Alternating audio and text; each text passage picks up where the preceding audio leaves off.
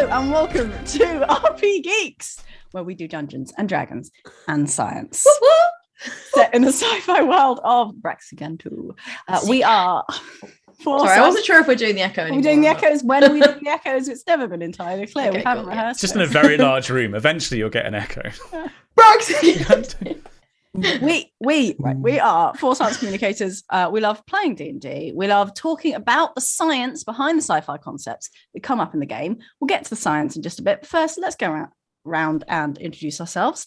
My name is Shamini. I use she, her pronouns, like making science videos. And today I published a video about how you can be creative or not over Zoom calls. Like this one. Oh. It's very relevant. I'll tweet about it. Follow me on Twitter. Okay. Bates. Hello, I'm Emily Bates. I too make science videos and I use she, her pronouns. I posted today 3 videos. I edited and posted 3 videos today. And I'm leave some video for the rest of us. And I got another one ready to go for tomorrow. Like, Oh my God. honestly, so much going on today. One of which me and Killing Charlie it. were talking about earlier is because both of our companies put videos out about the same thing. Rivals. But you got it before because it's from your journal. Yeah, So we have I had an hour to massive make it. advantage. Yeah, we had like a month. Like it's not. Theirs entirely is fair. much better, but we've agreed that I have a cool opening to No, mine. Bates is great. They are main rivals. We're not main rivals at all. We're friends. Anyway, Simon. Hello, my name is Simon. I use he, him pronouns. I am a professional science communicator, stroke professional nerd.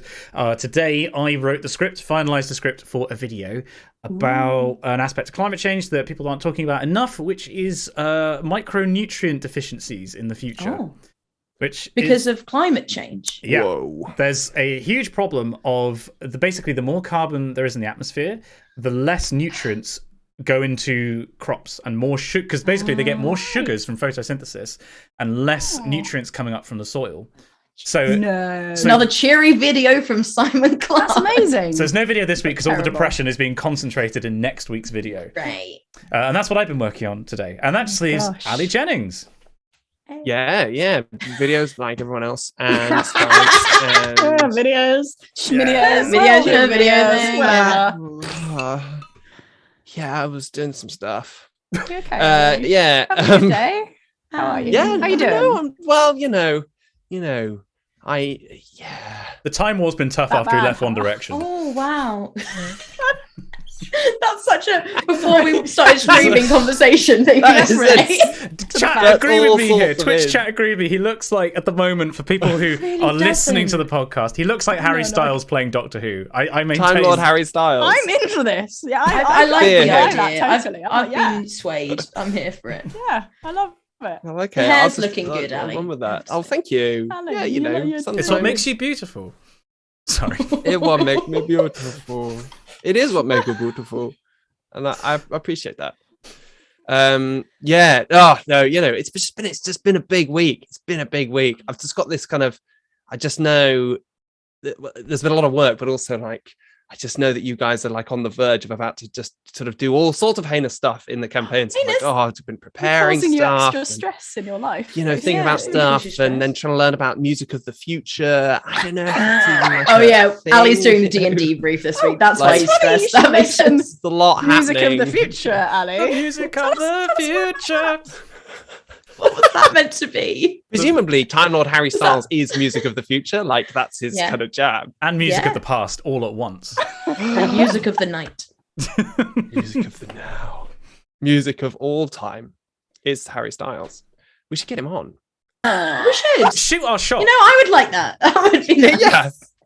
I'd enjoy that. I think he'd enjoy it. Yeah. That'd be good. He's in Marvel. He's like, that's a little, you gotta be a little bit nerdy to be in Marvel, at least. He surely. probably does that D&D Really? game with Tom Hollander.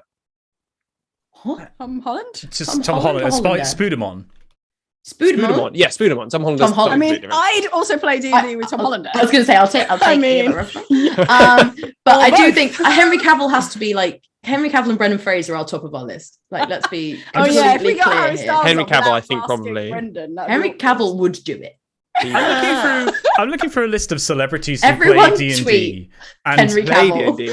And Play D&D. there's a list of 25 people, and number 20 is Brennan Lee Mulligan. I'm not sure that this counts as I suddenly got really excited, and I was like, of course, Brendan Lee Mulligan plays D&D. Yeah. That's why I'm obsessed with it. I was like, call him? Oh yeah. There are. I'm just because I know Vin Diesel's the other big one, right? He plays D&D. Yeah. Joseph Big Show can we plays. get Vin Joe Diesel on the show? Manganiello has like a Please. game with people in his basement. He's like a huge nerd. Joseph Gordon-Levitt, Robin. Great. Who else? Oh god, presumably Hey, Matt women on Mercer. this Who put this list together? Of course, Matt Mercer plays D&D. He plays D&D. Wow. Who'd have I thunk mean, it? it's an accurate list. You've got to admit, like, it's correct. He does. Apparently, Matt Damon and Ben Affleck grew up playing D&D. That's kind of cute. Yeah, no, Emily's cute. got a valid point. Is there even one woman on this list? Yeah. I'm now searching for multiple lists. These are all No, men, is any of yes. them- Laura Bailey. Okay. Well, Marisha Ray. Aubrey Plaza apparently plays D&D. Oh, Okay, I will That's take that. great. Yeah. Yeah, definitely. 100%. Solid. Womankind, Vin Diesel and Aubrey we all- Plaza for the all we win, need is I Aubrey think. Plaza. Okay, that's Anyway, representation right there. we're distracting. Representation. We're sucking time away from Ali's discussion of future music. You mentioned future Come on, music. music. Dr. I Styles. don't Let's know go. what that means. What is David what is- Bowie, future music. Future music. There it is, right there. Is that the gist of it? Is that Pretty it? much. Yeah. Well, okay. Let me just roll back. Like, let me just. So the reason that we're talking about future music is that we all were in a bar in the we were. future. It was sort of a bar. It's like kind of a bar, but also like a music venue, but also a hotel. There's a lot That's going on. cool. The horn. The horn, yeah, and there was a lot of music being played, and there were sort of people playing it like from in the band, and then there were also what looked like kind of machines or other people sort of hanging from the ceiling and who seemed to be modulating the music, and there was a whole kind of musical sort of vibe going down. And I just thought, okay, right, future music, great. I'll look that up. And the first thing, like, I got a lot of stuff about how the music industry, which is really not what I wanted. It was all about selling music and buying music and how you're going to access music in your face and all this kind of stuff. And I thought, no, that's not what I wanted. In your face, into your face. So I went back and I thought, right, okay, what about the kinds of sort of sounds that were being made in that scenario? Ooh. And one of the things that was said was that there were like saxophones and brass instruments that were playing chords with each other, right? I'm just starting off with I'm just easing us off with a bit of Music multiphonics, theory. right? Yeah. Bit of multiphonics, nothing So, too hard. What's a multiphonics? Is there just A the multiphonics- multis of the phons? A multiphonics is a multiphonic, but plural. And a multiphonic is when Multiphonic. woodwind instruments or Hmm. brass instruments, which should only be able to play one note, play a chord.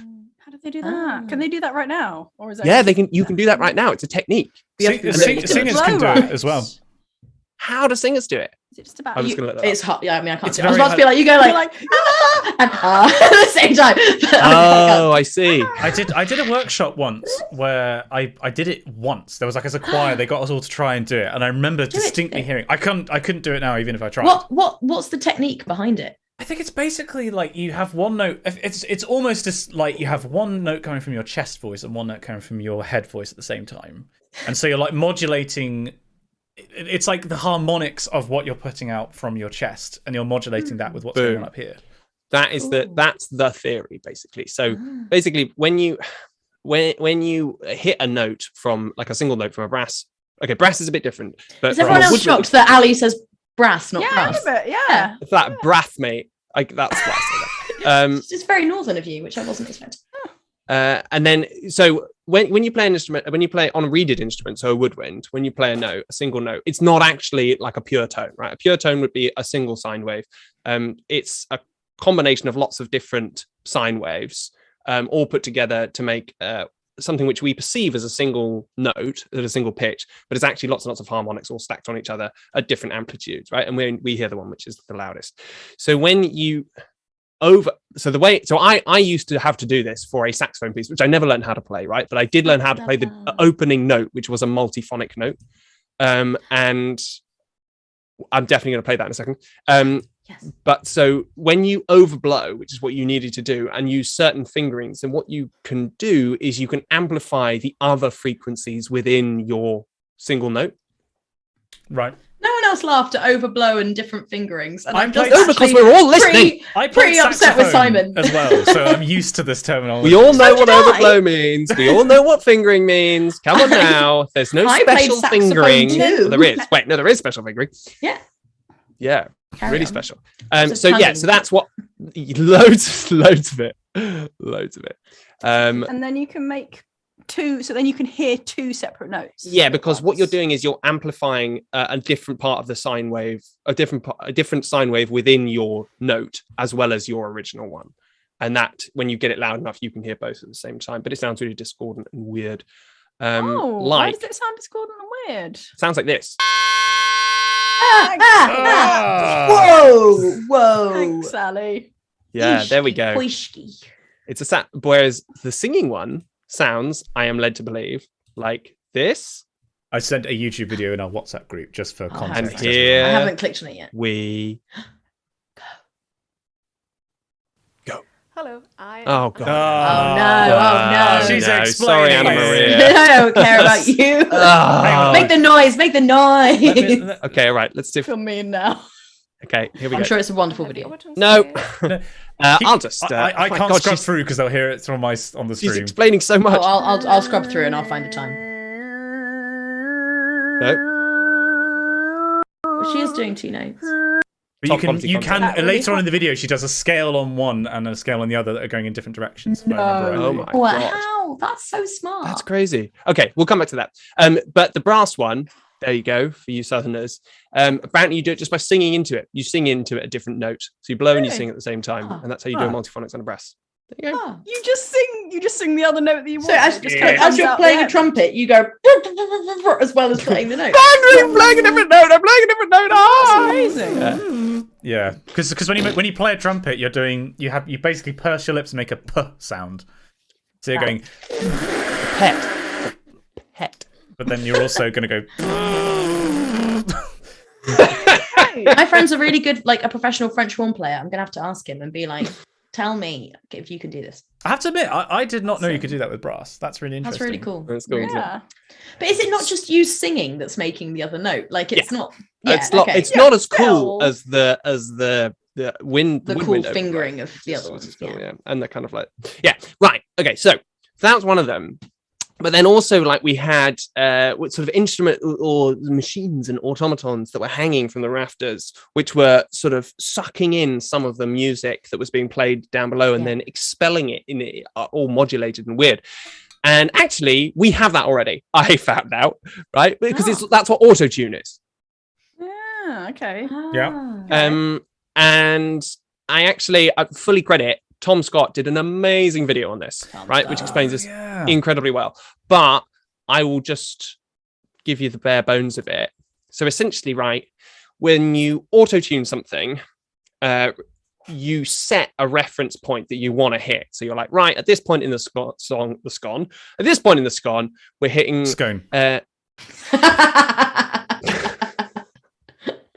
We're hitting, we're in G flat minor or some horrific key, and then what it does is the microphone is sucking in. The microphone's getting whatever you're singing into it, and then pulling the sound back to the reference point that you've set. And the way that it does that. I'm sorry. I'm just thinking of it's not dirty. You know the Tenacious D thing where Jack Black does the inward singing and the I'm singing inward and I can still do it. And I'm singing outwards. Yeah. That's what I was thinking of. I'm sorry. So I was just giggling about that. I've never It's really heard good. that. Oh, it's great. It's an album on it's a track on their first album. Yeah. Which, fun fact, Dave Grohl did all the drumming for. Did he? Yeah. Oh, legend. So fun. Carry on. So you sing into it, and then what it does is it takes the raw sound wave that you've sung into it, which is again like a mixture of loads and loads of different sine waves, and may not be near the reference point you're going for. And what it then does is you have a piece of software which uses a Fourier transform. And what a Fourier transform does, I don't know how it does it because it's hardcore maths. is Simon, do you know how it works? You're smiling like you know. Yeah, but it breaks down a signal into its component forms. So in other words, you have like a signal that's a really wiggly wobbly wavy thing, and it basically says, right, how much of it wobbles in the fundamental mode with a single sine wave, how much of it then wobbles with two sine waves on top of each other, and then you stack them all together. Mathematically, well, computationally, the way you do it is a fast Fourier transform, which is just like a very efficient algorithm for isolating. You effectively do a form of multiplication to isolate the magnitude of a specific frequency. Like it's like mathematically, it's not that difficult, but I don't know how it actually works in terms of computer code. Like that's something that smart computer science people did. Wow, there you go. Yeah, basically, it breaks it down into all its component sine waves, and then once you know what all the individual sine waves are, you can then go through and change them as you will in order to push the overall sound wave towards the pitch that you're after. Being the correct one, yeah. So that means you don't have to like yeah. totally change all of them, so you're not going to lose the texture and the consonants and the things, but you're going to nudge them all until the overall one is the note you want. Yeah. And I believe like the speed at which you change it, because you can change it very quickly and you get that sort of effect, or you can change it much slower and it sounds as though they're actually singing it right. Do you believe in life? I mean, I can't do it. I think T-Pain is the third thing that immediately comes to mind. Yeah. Yes, T-Pain's the famous one for reasons. And T-Pain. But interestingly, the technology itself comes from oil prospecting using sound waves. What? I know. Auto-tune? Yeah, so it's from Auto tune. I'll allow it. Yeah, and then you what that is it's correlating a sound wave with a version of itself from earlier. So you have a sound wave going one direction and then it comes back and you're correlating it and seeing how much they are the same. And for some reason that is useful when trying to work out where oil is, presumably from a sonar perspective. Like you can so it's like interferometry but for sonar. That's interesting. Cool. Yeah, because any deviations from the signal that you'd expect to come back would be due to it reflecting off of an unusual surface, which if it was acoustically through rock, the oil would have a different acoustic property than the rock behind it. So effectively it would reflect off of it to a different extent. That's really interesting. That's really cool. People are smart. So smart. People are so smart. And then so now really we're thinking about the future of music, because obviously like autotune, yeah, we did it, it's cool, and you can imagine stuff, you basically just changing whatever, kind of adding whatever kind of modulation at the top of whatever sound wave you put into it. But the really interesting thing now, so that's all humans producing music, add a bit of modulation onto it, whatever. So now what's happening is people are producing AI which can produce its own music. And this is, I don't know what we're going to get here, right? But this is an AI that has been set up to produce lo-fi classical metal, whatever that is. Lo-fi classical metal. He pulled three musical terms out of the hat. Yeah, you're speaking to different parts of my soul, but I'm here for it. 24/7, forever, right? This will run. I'm getting a lot of lo-fi. Metal, what? Classical metal. Or classical. Yeah, but classical metal, I suppose, is its own genre. Like early Metallica is classical metal. Oh, is it classic metal? I assume, yeah. Yes, classic metal, not classical. Oh, right. But where's the lo-fi in that? I didn't get a lo-fi vibe. It's this, but there's a GIF of a girl like studying in her bedroom. Oh yeah, that's the only difference. But apparently, so what all they did is they use a deep neural network for this. This is the same stuff. It's just sort of still going. This is just this algorithm producing new classic metal. Well, this is more lo-fi metal. I can feel this, but it's not. This is metal. This is being produced as we speak. It's kind of amazing. Right, like, so there's an algorithm just live composing music constantly. And that's what we're listening to right now. And you've just gone on a website to be like, I wonder what the algorithm is composing right now. This is pretty good. There's vocals. Right. You can't. There are no words. I can believe there were words if I listened hard enough. Higher. He said higher then. Yeah. So they fed a neural network a load of songs and said, now make something like this. Quite good, isn't it? Actually, we've got a good one because it's it's totally not random, meth- right? I would You can say get it's some going- real bad stuff. It doesn't feel metally. It feels quite rocky. You're being really critical of the algorithm. I know I am. I think that's Composed fair. music. Oh, Oh, This is so my jam. it gets pretty dark. Can you send us the link, Ellie? I wanted to play. Yeah, sure. I will gonna say have that songs, like great. that's not the only one. There's another algorithm called Relentless Doppelganger, which plays really heavy death metal. wow. Yeah. Okay. Yeah. No. This is less my. This thing. sounds like Games Workshop circa 2004. In a way, probably technically better than the classical stuff. Anyway, whatever. Can you? Sorry, people in our Twitch chat, twitch.tv/Simon Clark, are asking for the link to that. Could you pop that in chat?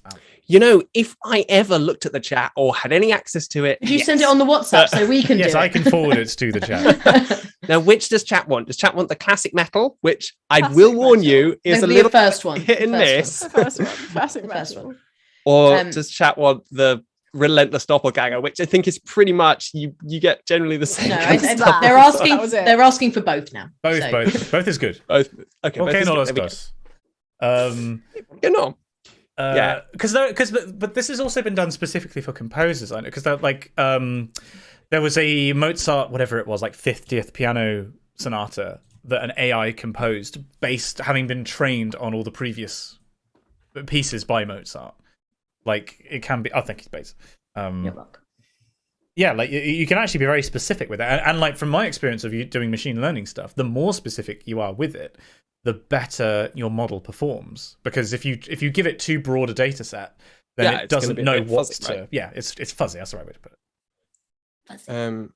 Yeah, totally right. So I was gonna launch into a kind of what is a recurrent neural network, but hey, I mean anybody who watches this channel will have seen you literally code one. So Hopefully, it's on my YouTube channel. If people haven't. Technically, I should be doing another video on that at some point this year. I need to wait for Danby to finish building me my robot. A robot I will say no Robot. more than that. called Infinite Reboot. Sky 6000. robot. Got a I'll say completely no different more. serial number. Though.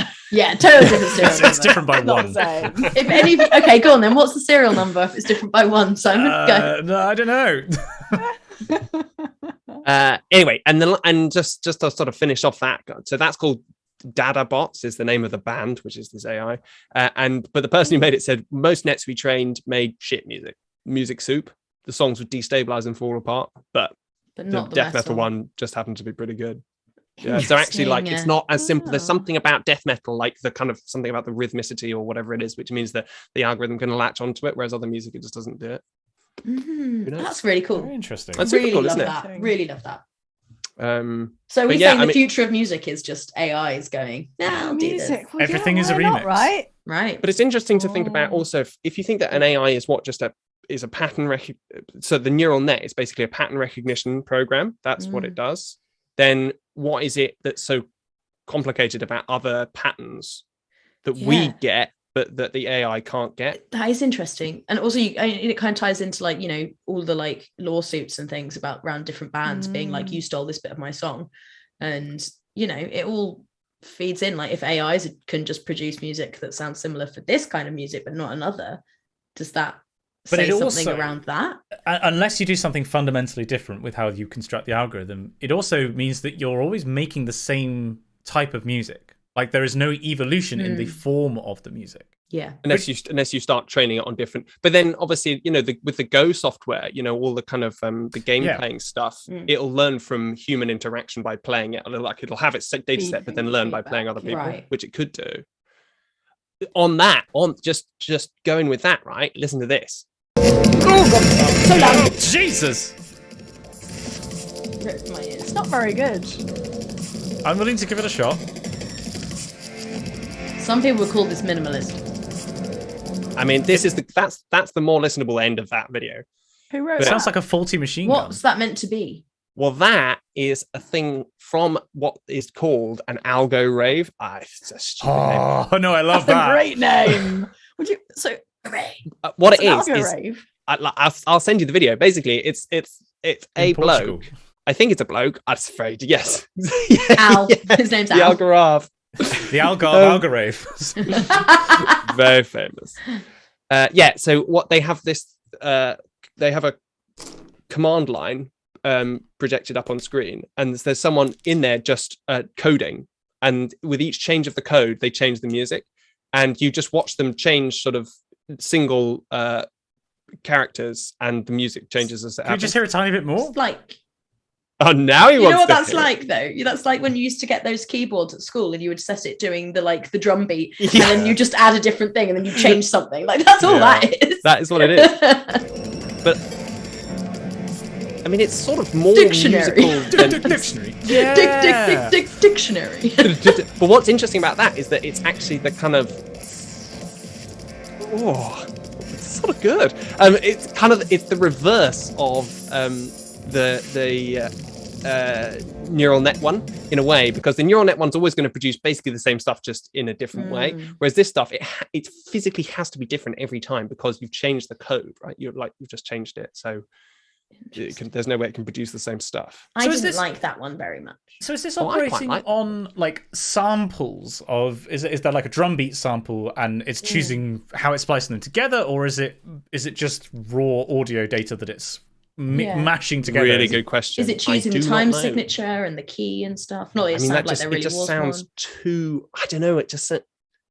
I can imagine that was not sampled. I mean, I didn't hear anything in there which could only have been sampled, but I don't know. I'd be surprised if it was sampled. Like, I feel like for something like if you were writing, say, like a Bach cantata, actually, even then, you probably wouldn't limit it to samples of it. It would just be audio, right, and trained on the gross audio of. But no, with that, what you could do with classical music though is give it a MIDI file. You just so you can give it this note at this time, this note at this time. It doesn't actually have to use the audio. It can actually use the raw data of the music. I think Carrie Huang did a video on this. Actually, well, like that awful Mariah Carey thing. Was it you that sent it to us, Simon? You mean Mariah Carey with "Welcome to the Black Parade"? No. But oh my god, I want to hear What that. is that? But maybe it wasn't this group. At Christmas, someone sent me, and it broke me. They took Mariah Carey singing "All I Want for Christmas Is You," put it into a computer, and converted it into a MIDI file, and then played it back on a piano. And it's the most cursed thing I've ever listened to. And now we have to listen to it. So hang on. Yeah. Carry on. Wow. It's Christmas, MIDI everyone. piano. There we go. Okay, it's happening. MIDI Mariah Carey. Or MIDI large. Here we go. Have you found? Is this MIDI Mariah Carey? Oh yeah. Oh, here we go.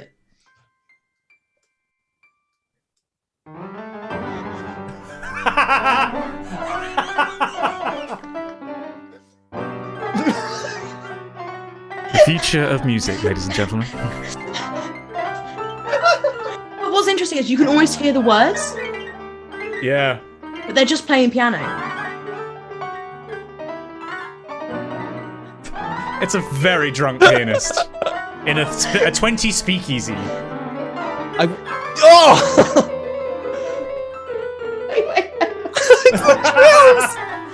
But it should get better from here, right? Yeah, the beat's going to come in now, right?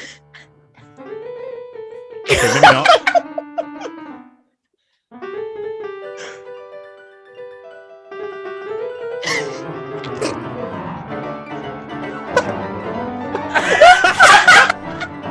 I'm descending through the circles of hell!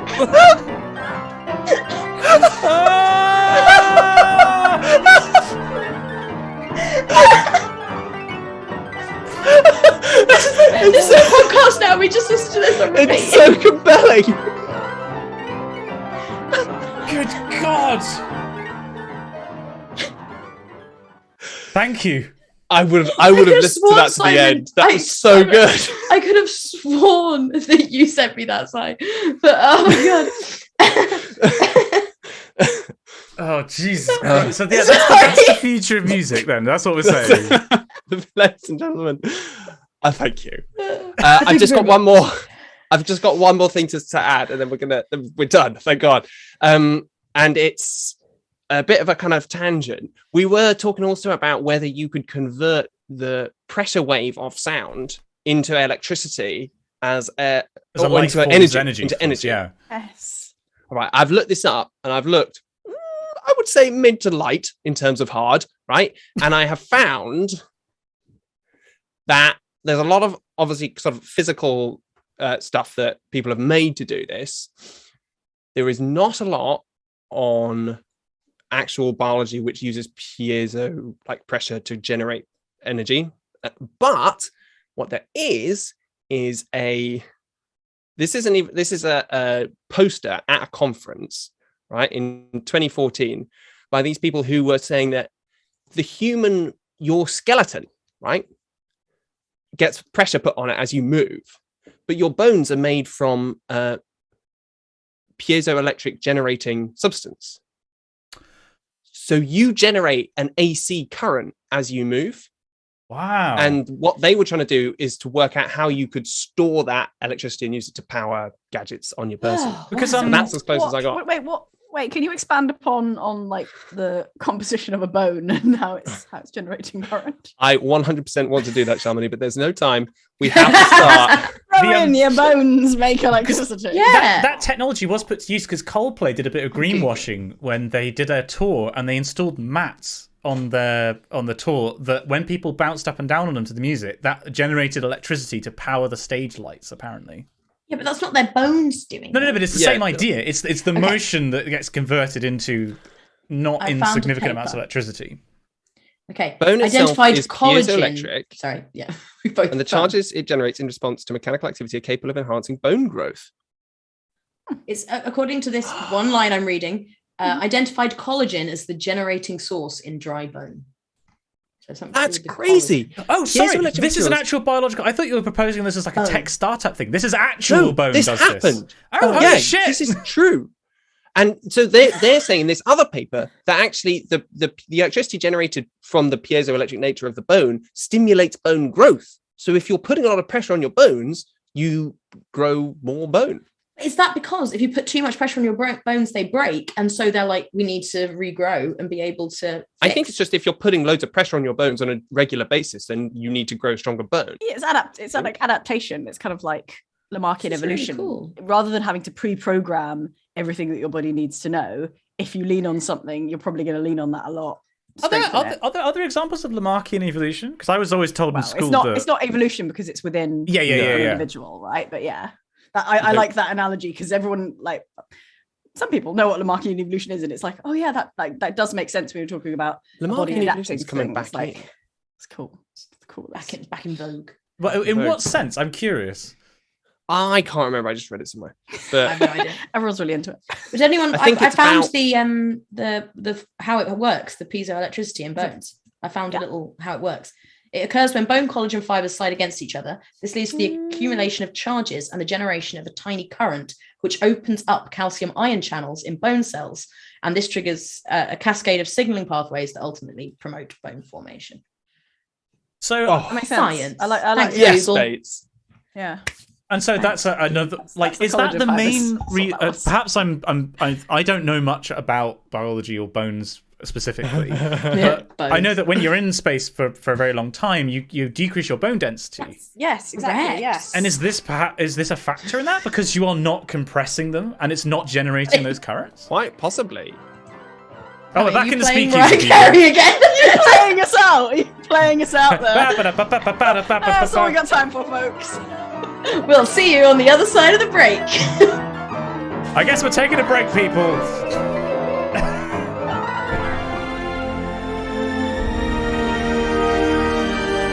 Let's go.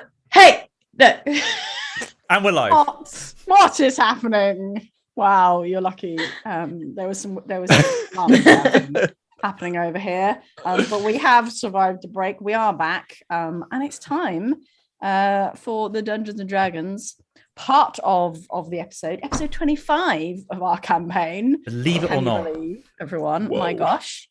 So we're going to go around, tell you who we're playing, and then dive in. So I will go first. I am playing Tenebris. I've got some sorcerer spells. I've got some drow stats, but what is she really? She her pronouns, and she kind of looks like this because I'm cosplaying my character. And she just gets headaches a lot and complains a lot. Oh. to be honest. But they've all had a nice nap now, so hopefully she'll be feeling a little bit better. Yeah. Emily. Hello, I'm Emily. I play Infinite Sky 6000, who is a robot, droid, terraforming droid, whatever we want to call her. She uses she, they pronouns. And she, is kind of a bit confused at the moment, actually. Lots of stuff being lore-ish, plottish stuff dropped on her head, potentially, but maybe not. Who knows, really? She doesn't. So, Simon. Hello, I'm Simon, and I'm playing Uriel, who uses he, they pronouns. Uriel is a reskin of a 5th edition dwarf monk. In our universe, is a cybernetically enhanced human and is more machine now than man.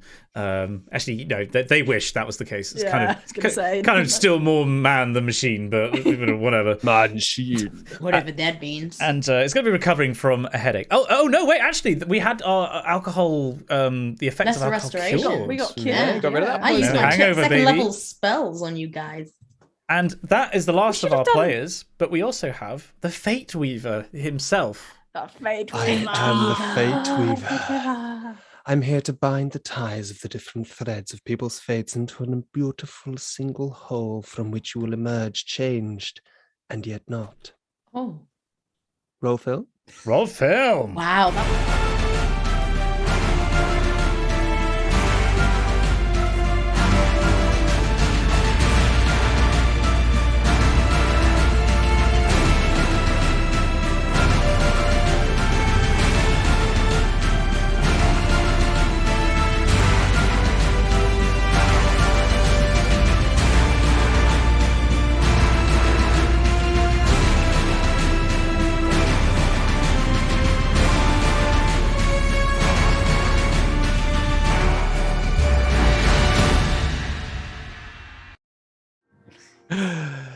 So, where were we? You, the party, were looking to get off-world. Yeah, that's you. All of you. Us. Hey, that's us. Hey, Yeah, guys, that's it's you us. guys. Oh my god. I know us. Yeah. Wait, I know us. Derailed already. Sorry, Ali. Sorry, You carry did a on. great intro. We're really sorry. We'll be good. You better be. You're looking to get off-world to go and investigate certain clues that have been dropped, maybe to find your way to your homes, lots of different reasons. But a strange phenomenon has caused the whole planet of Braxigantu to be put into a sort of lockdown. The Alliance has tightened the borders, has tightened the ability to leave this world. And you are all looking for a way off. So, in order to exit, you have found an underground group willing to take you off planet. They are called the Undertow. But the trip is going to cost you 3,000 gold pieces, which you do not have. So, you've taken a job with Obadiah Hogg. Not that he sounds like that. Who is the chief of security for Delphine Lebrun, an important, powerful person here in the city of Lansdowne Port, where you find yourselves. You found Obadiah Hogg in this exciting, noisy, musical, ramshackle bar called The Horn, and he took you on and told you to be at the Lebrun compound in Newtown by midnight of 6th day. So you wake on the morning of 5th day after a deep sleep and unsettled dreams.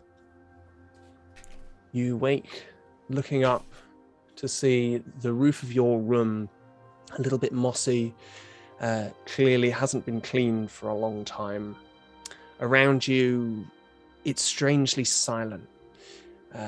Almost all of the noise, all the musical hullabaloo from last night is gone. And you are lying on your beds, uncomfortable, sagging, damp. Except for about the beds? Infinity, who is face forward on the floor. slowly rebooting and coming back to consciousness. What would you like to do? So just so that we're all clear, we got 2 days effectively.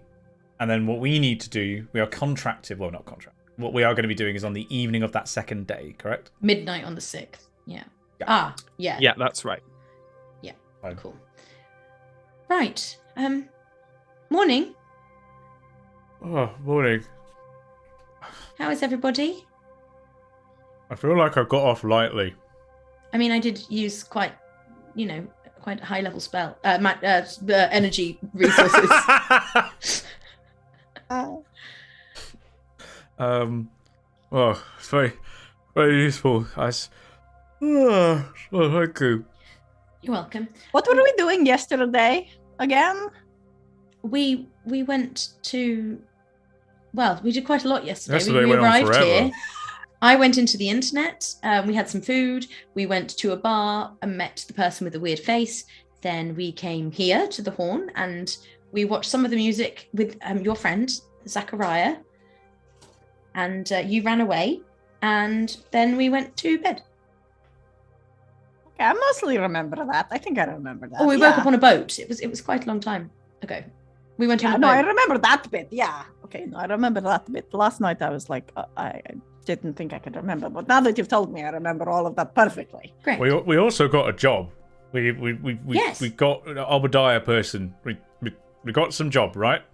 We got We've done another very well. job. That We're was- so good at getting jobs. Exactly the guys. amount we needed. I thought I was dreaming when that happened. That is, oh, okay, good. Like, everywhere we go, people want to hire us because we are so employable.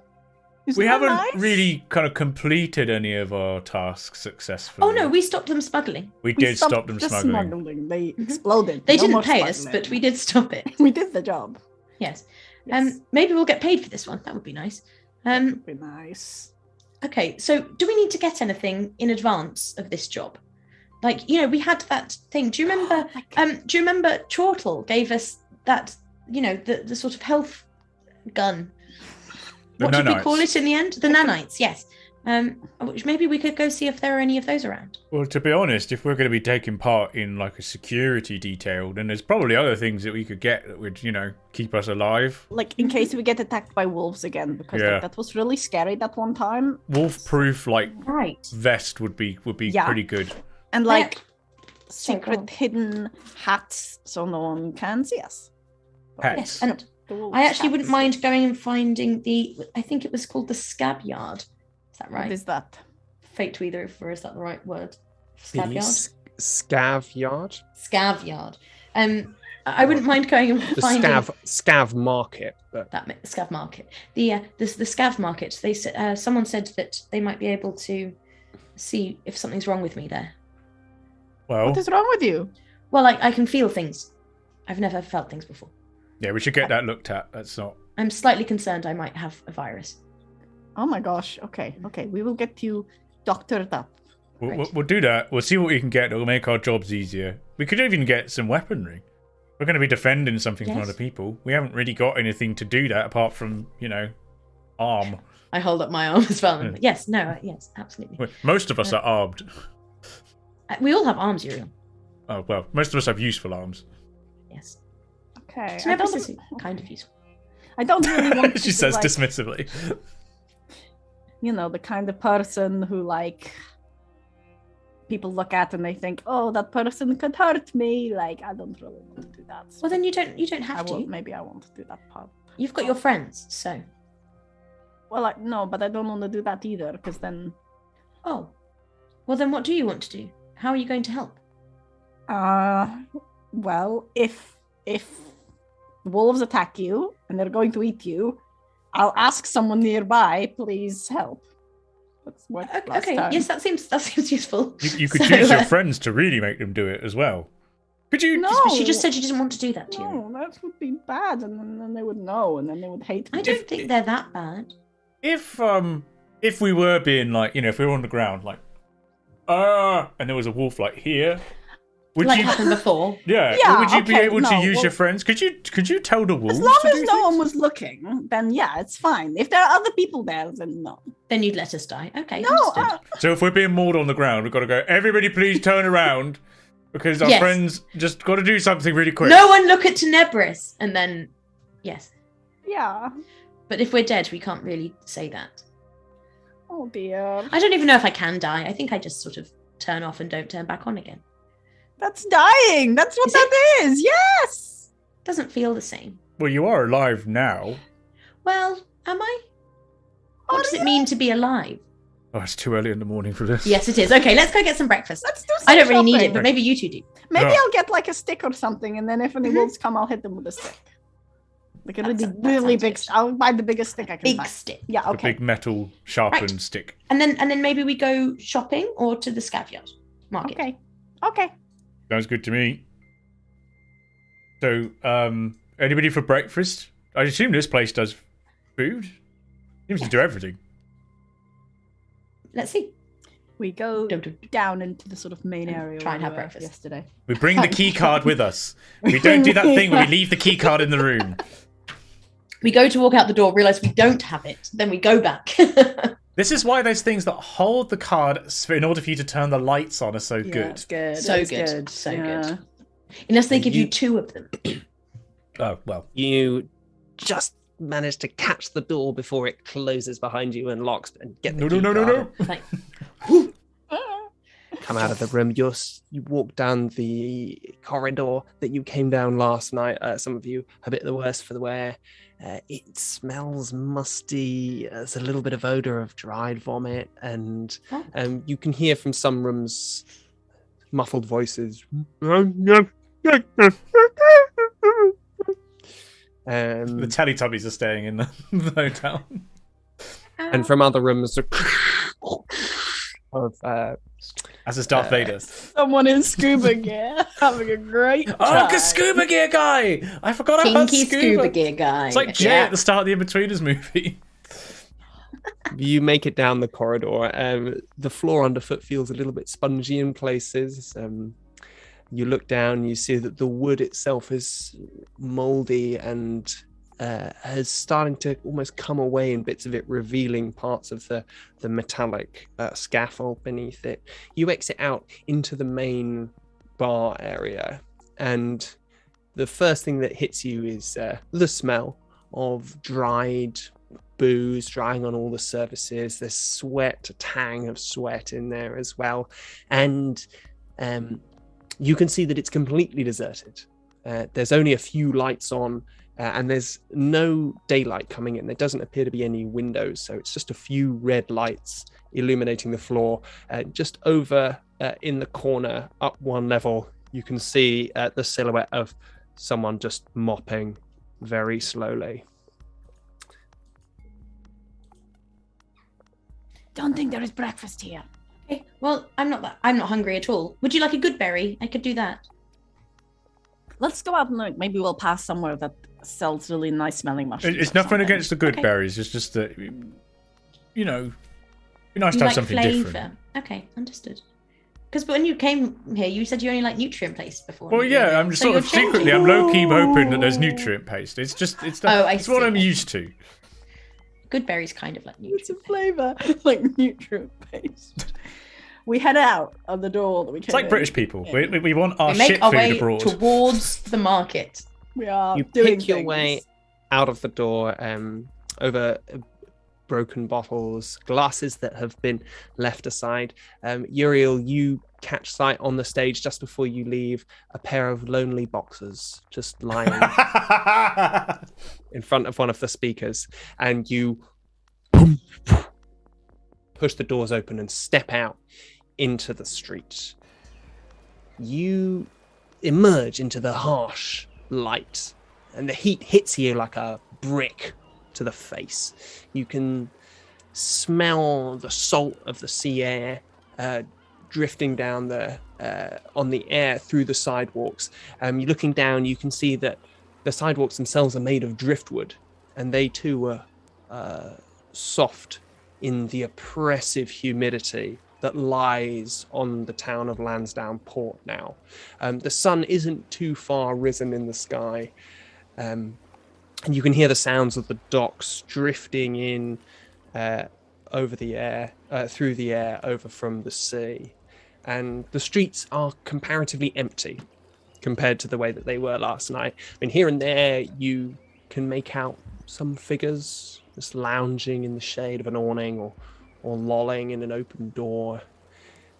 It's oppressively hot, but also seemingly relaxed. As we're wandering, can I keep a nose out for good smells?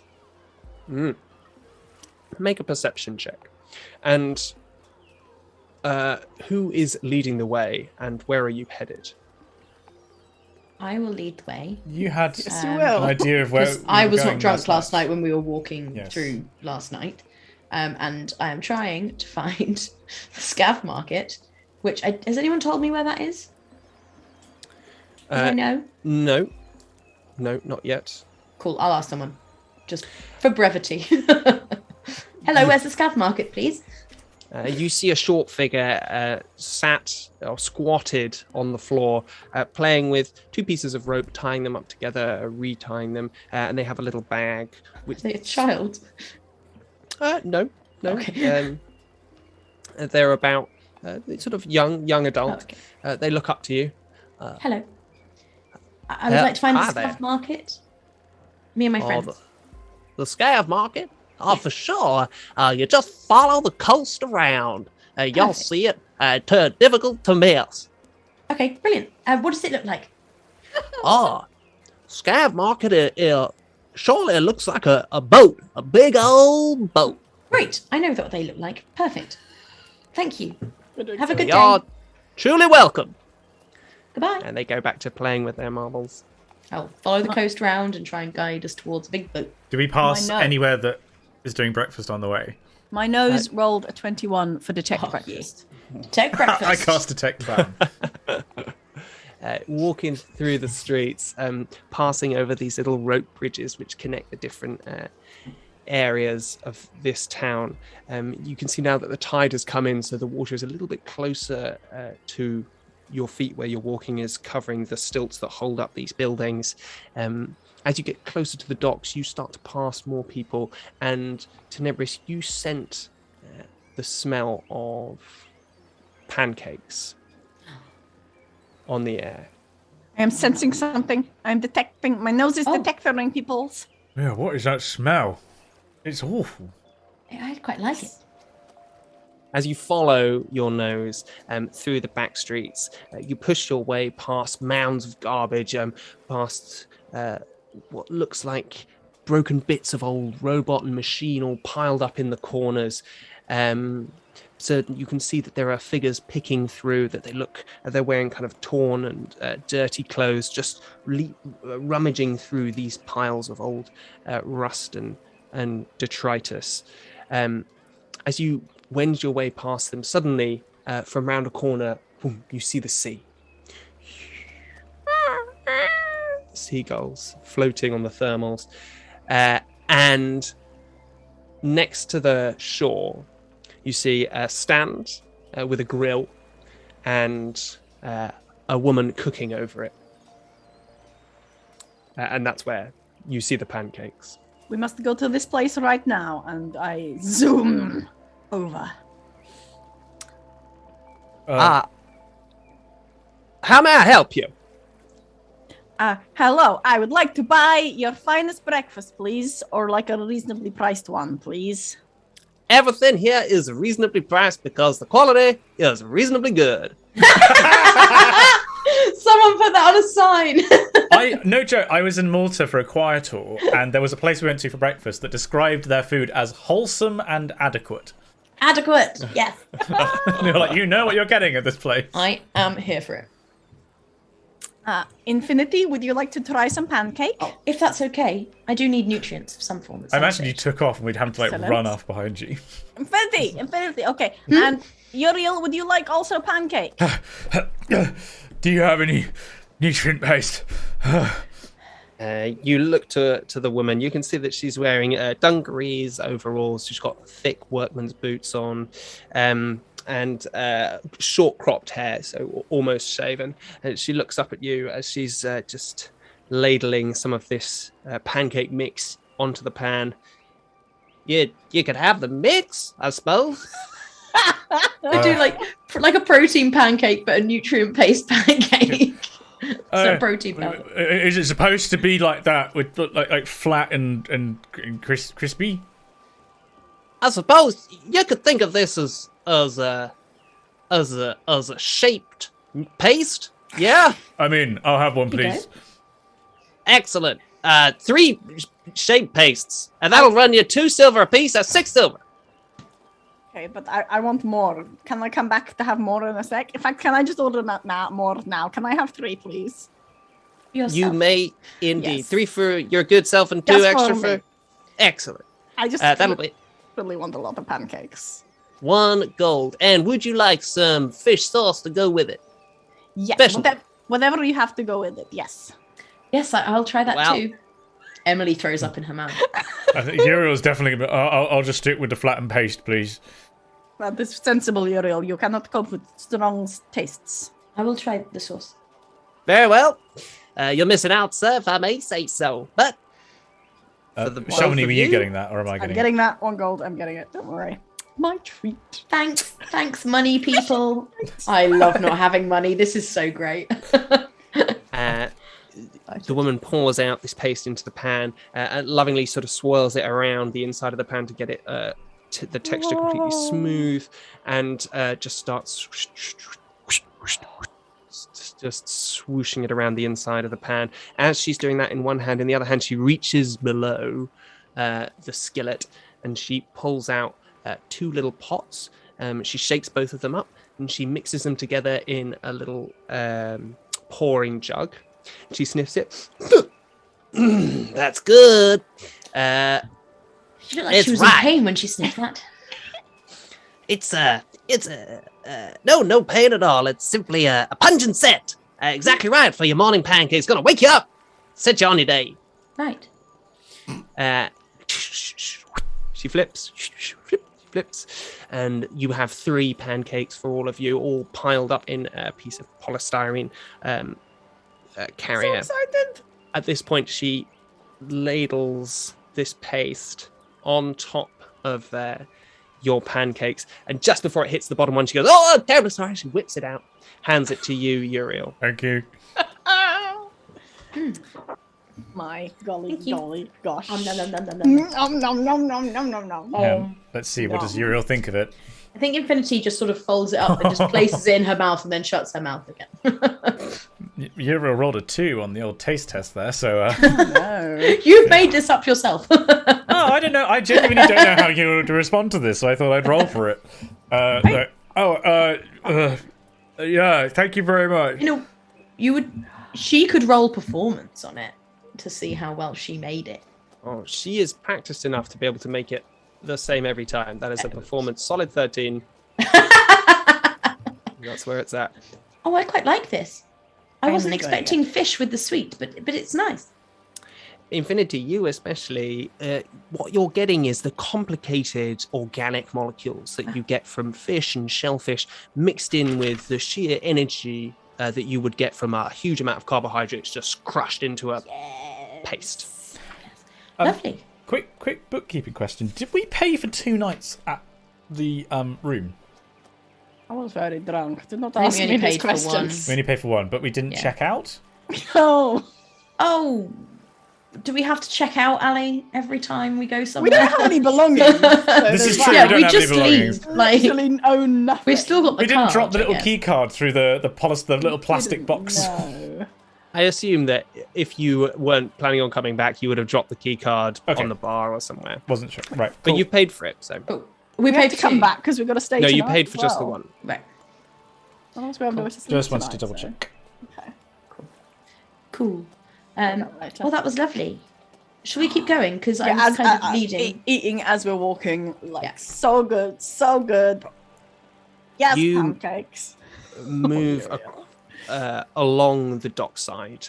Looking out into the sea, you see the sun playing across the ripples of the waves. You can see the shadows of tankers in the distance moving across the sea, and you can see the piers themselves stretching out into the distance. Small ships, small craft tying up, and then the huge crab-like legs occasionally moving very slowly, keeping the piers themselves moving laterally.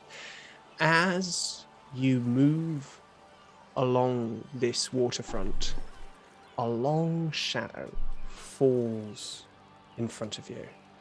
You look up to see the metal hull of one of these giant ships rising out of the clustered buildings around it. It looks like an old container vessel that's run aground on the mud banks, and around it all these buildings have been thrown up, rickety, made of all different materials, much of it scavenged, and you can feel a palpable hubbub around it, that there's more people on the streets, there's people talking, chatting, you're hearing snatches of conversation, people talking about the upcoming festival, other people talking about what's been going on with the crackdown, with the Water Watch, that they've been on the streets a lot more, all these snatches of conversation you hear. As you get closer in the shadow of this giant vessel, you can see a kind of hodgepodge gantry built up the side of it. So this rises maybe 5-6 stories up into the air, and you can see figures on this gantry moving up and down these kind of rickety walkways and operating these janky looking cranes, sort of shifting crates up and various kind of cylinders full of you don't know what, some sealed, some marked with toxic signs on them, all being moved up. You can hear shouts, yeah, move, yeah. You hear occasionally dang, dang, dang, dang, dang, dang, dang, dang, dang, dang, dang, dang, dang, things being dropped. And above all of that, you hear the cries of seagulls, black shadows circling above a set of cranes perched on the upper levels of the scaffold. I still want somebody to do an Ali Jennings compilation of sound effects. I'm waiting for this to happen because fuck me, Ali, it's so good. You have an editor now, Simon. Put that money to use. Yeah, Luke, I want you to look through these 50 hours of content and just isolate. Just Do you think it's only 50? How it was 25 episodes. Yeah, but we used to do 2 episodes. Oh, yeah. It's 25 of the actual episodes. It's a year in June. So I'm not going to subject Luke to that. Wow. Right, okay. Someone else do it. Yeah, somebody else in the community. Have a great time doing it. Tenebris is ignoring the big boat and just walking along eating pancakes. Okay, well, I think this is it. The big boat is blocking your pathway. It is as though it has been jammed into the town itself, right? And that the town has built up around it. It's like a massive metal wall that rises up in the road in front of you. Can Uriel have a look at and see what you can work out about the boat? Yeah. Roll a perception check. As in, are you trying to just sort of notice stuff about the boat, or work out what the boat was for? Or yeah, like sort of, from its construction, what was this once? How was it put together? Okay, well, make it an investigation check. That is a 11. From the outside, you can see that the shape of the vessel appears to be quite low-sided compared to its width, and it seems to have a fairly shallow draft. Obviously, it looks massive here, but compared to some of the ships that you've seen out in the bay, it doesn't look too different. And you can see a kind of squat control deck just poking its head out of the top of over the top of the rim, the railings of the ship. So you get the sense that this was probably a cargo tanker of some sort. Okay. Right. Is there an obvious entrance? We'll go in. You see people moving in and out of this sort of gantry that's been built up the side. So this is kind of like a scaffold, but also with makeshift kind of floors and decks. And as you approach it, you see that there are holes, big gaping black dark holes that have been cut into the side of this vessel. And from within the holes, you can occasionally see the flickering sparks in the darkness. Shall we? Well, I mean, not going to get anything accomplished out here. Looks nice and dark out in there. I think it looks lovely. Right. Off we go. We go in a hole. You push your way through the crowds of people. Some of them sailors, but a lot more of them are kind of shorter. The halfling people that you've met before of various different kinds. They talk amongst themselves. They're sort of shouting. They seem to be very businesslike. You see lots of people wearing tough mechanical engineering gear, like hard boots, some with visors, with kind of thick protective jackets on. You see different kinds of tools bang, bang, bang, bang, bang, bang, on the belts of different people. You occasionally hear the of a blowtorch starting up. And on the gantry, you can see that you could enter at 3 different levels, all the way up the side of the ship. I don't know. Should we just go in the first one? Well, Yes. On the ground floor, Yeah. you can see there's a wooden platform that's been constructed that allows you to step straight from what is the road of the city into the boat itself. You step inside.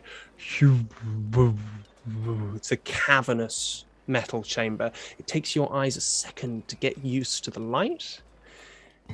But in here, you suddenly, as your eyes adjust to the gloom, the gloaming, you start to make out lots of individual lights, low-hanging lights, some sparks and bits of flame from various different parts of the room. And there are stalls set up along the walls of this room, moving down towards the center of this ship. And when you turn your head and look right, you see that this one massive room goes the whole length of the ship, and throughout are these stalls set up in a kind of market, like a souk or a bazaar. And inside you can hear the shouting of voices. Yes, we got two of those for you, mate. Yeah, well, you know what? We brought all these down from the Boa River. They ain't gonna go much longer. You gotta get them now. Mixing and clamoring in the air. And at the very end, you can see what looks like the shape of a huge engine, like rusted in place, but still shuddering and vibrating. And occasionally the whole of the deck that you're standing on seems to shudder. Okay, well, what are we looking for, I guess? Let's look for different things. Yes. Well, I would like to try and find a mechanic to see if there's anyone who's an expert in You look for a androids. robot doctor. Mhm. Uriel, what would you like to look for, Uriel? I'd quite like to be able to punch people from far away and sort of, How would you do that? well, like with a weapon of some kind. Like, I don't know what okay. kind of rifles or anything they got here. You look for weapons, and I will look for a long stick.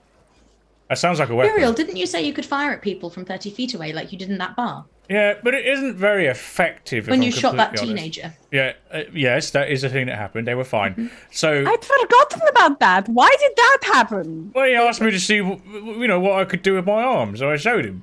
Them. But that seemed like a weird thing to do. And then everyone was like gonna freak out, but then they didn't freak out. Well, I healed the teenager. That was weird, Uriel. You're not really supposed to do that. Well, he wanted a they wanted a demonstration, of what the arm could do. Yes, but the teenager didn't. yeah, like you hurt someone. Why is that a problem? People will be scared of you, Uriel. They That's will a say, big problem, "Don't go near Uriel." They hurt people. They're horrible. They're scary. They're gonna get you. Nobody be friends with them. That's what they will say. But we don't And, need to have it's- friends here to accomplish what we're here to do. I would say it's not so much about what other people will say, but more about the fact that you would hurt someone who's alive. Also, Infinity doesn't like it, Uriel. Well, if Infinity doesn't like it, I will ask Infinity the next time something like this happens. Yeah, that would terrible. be good, actually. System of morality. We're just teaching Uriel that morality is what Infinity likes. He's a tech bro. It's That's, very that's the Does, problem. does Infinity This like is it? bad. If Uriel Oh, buys Twitter, boy. we're all screwed. Oh no. Oh no. Okay, shall we meet back here in in Wait. an amount of time. Wasn't somebody supposed to look for nanites as well? Look, a big stick sounds like a weapon. Why don't I go and look for that as well for you, and then you go and look for nanites? Yes, I will look for nanite good. injections. Okay, this is great. Okay, meet you back here after a time that it takes you to buy things, and then just wait around here. Right, so go and buy things. Once you're done, come back here. Exactly here. Great. Yeah, I'm looking. Okay, don't get lost. So, who is looking for what? Are you splitting it 3 ways? Okay. Completely splitting the party as much as you could Splitting possible the frickin' to split party. the party. We're doing Three-way it. split. Oh yeah. Let's start with Tenebris. What are you looking for? I like it so much. It is dark in here. I'm looking for. Okay, so I'm looking on all the stalls, and I'm looking for stalls that look like medically. Did Turtle's medical shed have a sign outside? Like, this is a medical shed. You saw that Chortle Shed did have. No, the shed didn't, but Chortle herself had. She had the snake thing, didn't she? Yeah, she had a snake tattoo. I'm looking for snakes on posters, and I'm also looking on the stalls themselves to see any nanite injection things that look vaguely like what Chortle gave us that one time. Roll an investigation check Okay. as you wander through these stalls. It's got a strange feeling because many of the stalls are actually quite low, and you can almost see over the tops of their kind of hanging cloth roofs that they often have. And so you're looking out over this strange sort of sea of these different roofs and different stalls. What did you roll? I rolled an entire 10. As you look through and you wander down these aisles towards the humming, throbbing, kind of massive engine that you see in front of you, the light from the hanging bulbs is just swaying ever so softly and making things, throwing shadows here and there, which doesn't bother you at all. But looking over the surface of the different stalls that are set out, the different crates that have been opened as people pour over them, talking to each other, what you see are more general items. You see lots of food, you see various bits of scrap and salvage, you see some wholesale, it takes you about a minute to walk past this one massive sort of depot where it looks like a few of these shorter characters all wearing the same kind of bright mustard yellow jumpsuit and hard hats with these lights all sort of shone around the floor, have been stacking up lots and lots of different materials, but nothing that looks medical in nature. If there's anything that looks technological, I'll ask at the stall. You come across a stall which is manned by an older woman. She's sat on her little stool, just poring over the results of some kind of piece of equipment. So there's some sort of screen she's just looking through. And on the bench in front of her for display, you can see strange-looking pieces of machinery. You don't really know what they do. Excuse me? Yeah? Hi, do you sell nanite injection guns or sprays or anything like that? No. Is there anywhere here that I can buy that from? Next ship. Like a whole nother ship? There's another ship? Yeah. Oh, what's it called? Like the name of the ship? It's called the next ship. Next ship. Okay, thank you very much. I like your things. Are they cool? Oh, they're cool. Do you have an interest in what I have to sell here? I don't really know what they are, but maybe. These are fine pieces of restored salvage to make your fusion engine the greatest and fastest and most reliable of the propulsion systems that you would have access to in this particular quarter of Baxigantu. I don't actually have a fusion engine. Then I'm afraid you're wasting my time. Sorry, bye. Sorry, didn't mean to buy. Just swiftly walk away. And I think I'm just gonna go straight back to the meeting place and wait there. On your way back, you do see that there are cross paths leading you towards the other side of the ship. And on the other side of the ship, you see that there is daylight coming through a hole on the other side. Okay, maybe I'll just have a little peek because I'm been so quick, right? Okay, I'm just gonna run across and see. Maybe that's where the next ship is. You stick. You're hit with the blazing sunshine as a shaft of light. Mistake! Oh God! Well, I don't like it. Pierces down, and what you see in front of you is indeed the side of another vessel. This again looks like one of these massive tankers, but it's tilted at an angle as though it has come to rest sort of skew whiff on the mud flats beneath you. And between the two boats there is a wooden bridge connecting the two, with this fiber rope connecting it, and people bustling their way along it as well. And you could see that you could cross this bridge into the next ship. I got ages. I'm gonna go. You cross over into the next boat, and you see here you're in a similar hold.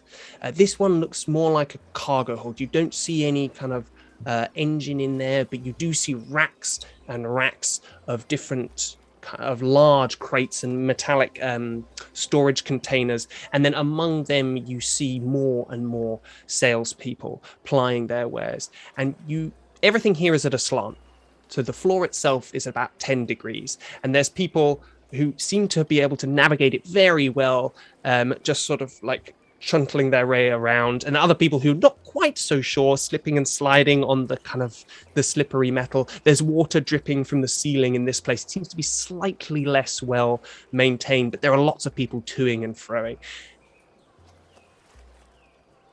I'm going to walk casually, and I'm going to walk with enough interest that I hope that someone will like start talking to me, like trying to sell me stuff. You walk between these containers. They tower up above you, and you can see that there's not each container bay is full. In fact, on the different levels, there are different people sat with different wares spread out on the tops of these sort of shipping containers, and they have little ladders up, and occasionally you hear the shouts of people calling down, Come try our wares. You won't find anything like this. Not north nor south of Lansdowne Nothing like this till you reach Gunka itself. And as you walk through, roll me another perception check. Perception this time? Well, unless you're actively looking for it. I'm definitely actively looking, right? All right, make it an investigation check. I mean, I'm terrible at investigation, but, you know, for the sake of consistency... Oh, that's a whole 11 that time. Actively be perceiving, though. Investigation is just sort of like actually inspecting, right? So technically you could get away with perception, she says, trying to increase Nephris's score. Inspector perception. Well, it's either 11 or 14. So. Moving between this sort of forest of container vessels, around you hear as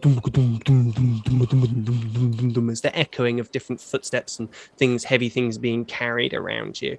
And as you go further and deeper on this floor, you see a flickering neon sign of what looks like a snake climbing up a ladder up towards the ceiling.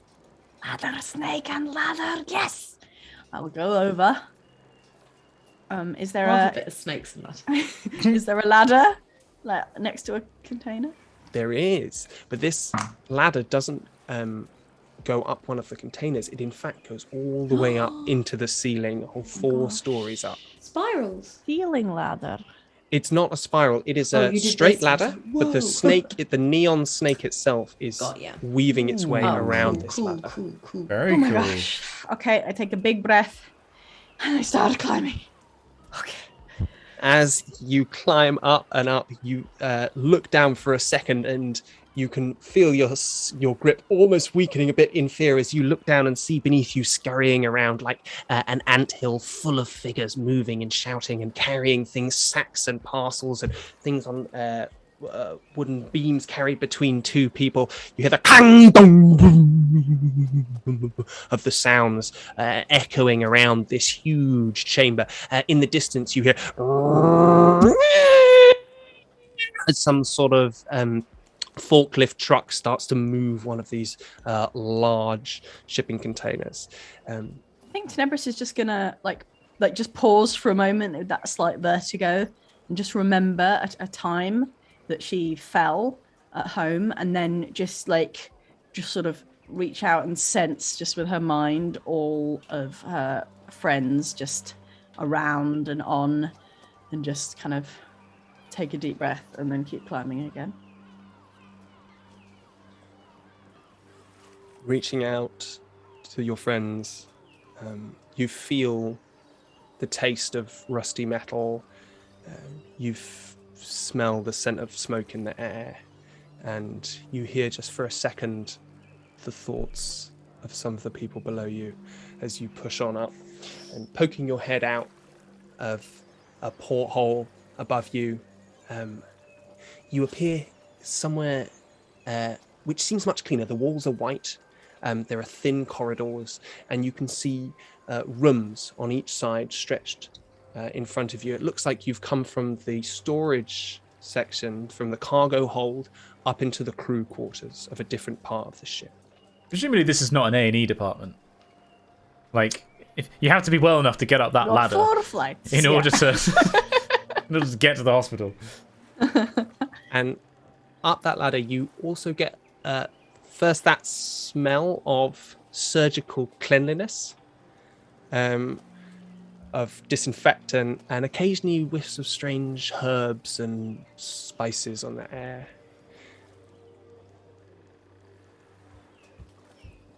This is great. This is good. Okay, I'm going to go around and I'm going to look again for like guns of the same sort of model injections that we had before. You look into the doors. As you pass the doors, you see different... each of the rooms has been taken over and turned into some sort of small kind of shop. So you could walk in, and it's very tight. It's a tiny sort of sleeping cabin that could sleep two people in two bunks, just about, and with a mirror in the corner. But everything's been stacked up on all the bunks, and as you look into each one, you see different people there. In one you see a very tall, stooped figure, again bald, and as they turn, they're concentrating very hard on arranging some kind of piece of equipment in front of them, and you can just see protruding out of their mouth the same elongated canines that you saw when you were talking to Obadiah Hogg. You pass another room and another, and until eventually you see in one of the rooms a table, and on it are laid out guns of the same sort of injection needle type that you saw with Chortle. And sat on one of the bunks with a half dismembered one of these guns, cleaning out what looks to be the injection cylinder, you see a younger woman, maybe about early 20s, a shock of ginger hair, all scraped back and coming down over their shoulders. They have a fully mechanized right side of their body, stretching all the way up to their collarbone. You can see the place where metal pins have been put in to attach their rib cage to the metal bones themselves. You can see the metallic arm is actually holding the gun they're working on in place, and has also attached itself to the metal frame of the bed to provide extra stability. And also a kind of viewing goggle apparatus has been pulled down over this woman's left eye as she examines this piece of kit. And we'll leave you there and come to Infinity. Right. Yes. I will go. Does it look like there are people with lots of robot parts on the bottom floor? Make an investigation check. Let's go investigate. 11. You walk in a different direction from Tenebris, again down another one of these kind of short alleys, these squat alleys, and with people moving either side of you. And again, you don't see the kind of detailed, complicated engineering that you're looking for. What they're dealing in here is much more kind of bulk parts and bits for much larger engines. Right. I will just go over to someone who looks like they have vaguely got a stand with some form of mechanical parts of any kind on. And excuse me. Hi. Hello. Oh, hi. Hi. Wow. Wow. What? Nothing. Hey. Hi. Wow. Hey. Hello. You're Yes. interested? No, not in what you have. But I was just wondering, do you happen to know if there would be someone here who might be able to take a look at me and see if something's wrong? Well, I would be very happy to lend my services on this occasion. You're talking to a slightly shorter character. They pull themselves up, and although they're wearing beaten up old clothes, stained, and you can see that they're covered in bits of oil and various kind of spray matter, and there's a big old scar that looks like it's come from a kind of a crane hook that's just running through the top of their head. So even that they've got a kind of dent in their skull, they pull themselves up and kind of adjust their hair, pulling it over the scar itself. Yes, well, I could definitely take a look at you. That's what you're asking. Great. But, Do you know what kind of model I am? oh. No. And then you see their shoulders droop. Oh. You know, Don't awe him. Okay, yeah, we should know. I feel bad. I'm so sorry. I have led you astray. Oh. I cannot provide the service you seek. Oh, that's okay. I don't mind. It's not However, your fault. were you to go to the, make your way to the command deck, full 4 stories up, full flights right. through the Okay. quarters up to the top, you might find what you're looking for. I believe that they use some of the old equipment up there to examine those droids and such as yourself. Yeah. Brilliant. Thank you. You've been very helpful. What's your name? My name is Renly. Renly. It's lovely to meet you, Renly. I'm Infinite Sky 6000.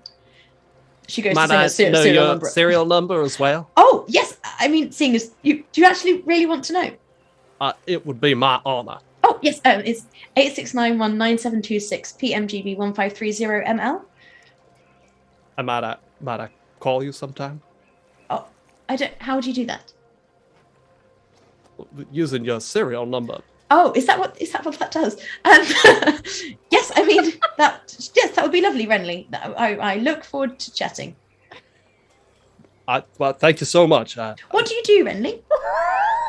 I'm a hauler. A hauler. I help. Indeed, yeah. I help Mr. Zink with his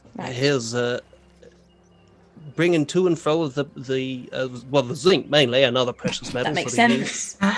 Was he born into the job? Just the name seems, You know, I've never thought to ask. Right, it's not a nickname or anything. It just seemed so appropriate. Infinity's sky is slowly changing to clouds as she's getting more and more wanting to leave the situation. But it started up. Yes. Maybe I could ask him if you'll stay here for just a moment. No, I don't need to. It's fine. Thank you, though. Thank you for your help. Have a great day. Thank you for brightening my day. That's what I do. Okay. Right, and Infinity will leave very quickly and try and go up to the command deck. His shot is shot. You got to give him credit where you credit's due. You got to give him credit. Yeah. You move towards the back of the deck. It doesn't. it doesn't take too long to follow the various signs that lead you to the gangway that takes you all the way up deck, and you can see that although you didn't see where Tenebris climbed, this is something different. It's much more of a kind of ramp that can be moved heavy objects all the way up, and it runs all the way up the back of the ship. So you climb up, you're being trolleys past you, people pushing and shoving, just one up, and you make your way up, looking out for a second over the kind of the activity going on beneath you, and then you make your way up into the quarters. Here you see a sort of antiseptic white corridor, but which has been overtaken slowly by mold and moss, and you see little flowers and creepers slowly crawling their way in the corners of the corridors. You see in the individual rooms other kinds of well, actually, as you're walking through, make a perception check. That dice is being rude. 10. Walking through, you see objects, strange looking objects that you've not seen before, that seem complicated. You see an orb surrounded by lots of other tiny spheres going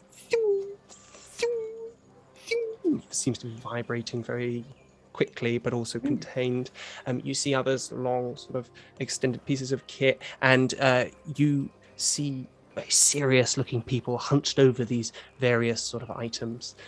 You pass through until you reach the end of the corridor, where you find a steep stairway leading upwards. Right. Okay. I'll go on up. You climb up, and the sunlight hits you through the massive plate windows of the command deck of this vessel. One or two of them are cracked, and one of them is even shattered, and you can see a bird's nest has been made just in the metallic girders around the window. Across this deck, you see the first thing you see is a long flat chamber with two sets of control panels. So one bisects the chamber and one is on the very side of it where the window panels are. And you can see that each one has been demarcated. It looks as though it's been quite carefully outlined who gets which section. And you can even see that there's actually a little argument going on between two shorter people who are seem to be in some sort of fight over a piece of machinery which sits on the border between their two claims, as it were. Oh. In one or two of these areas, you see robots. One of them appears to be completely shut down. It's vaguely humanoid in nature, but it has extra arms and it seems to be misshapen. And it's sat on the floor, crouched, hunched over, and not moving. On the other side, you see another android a little bit further down the room. Very sleek.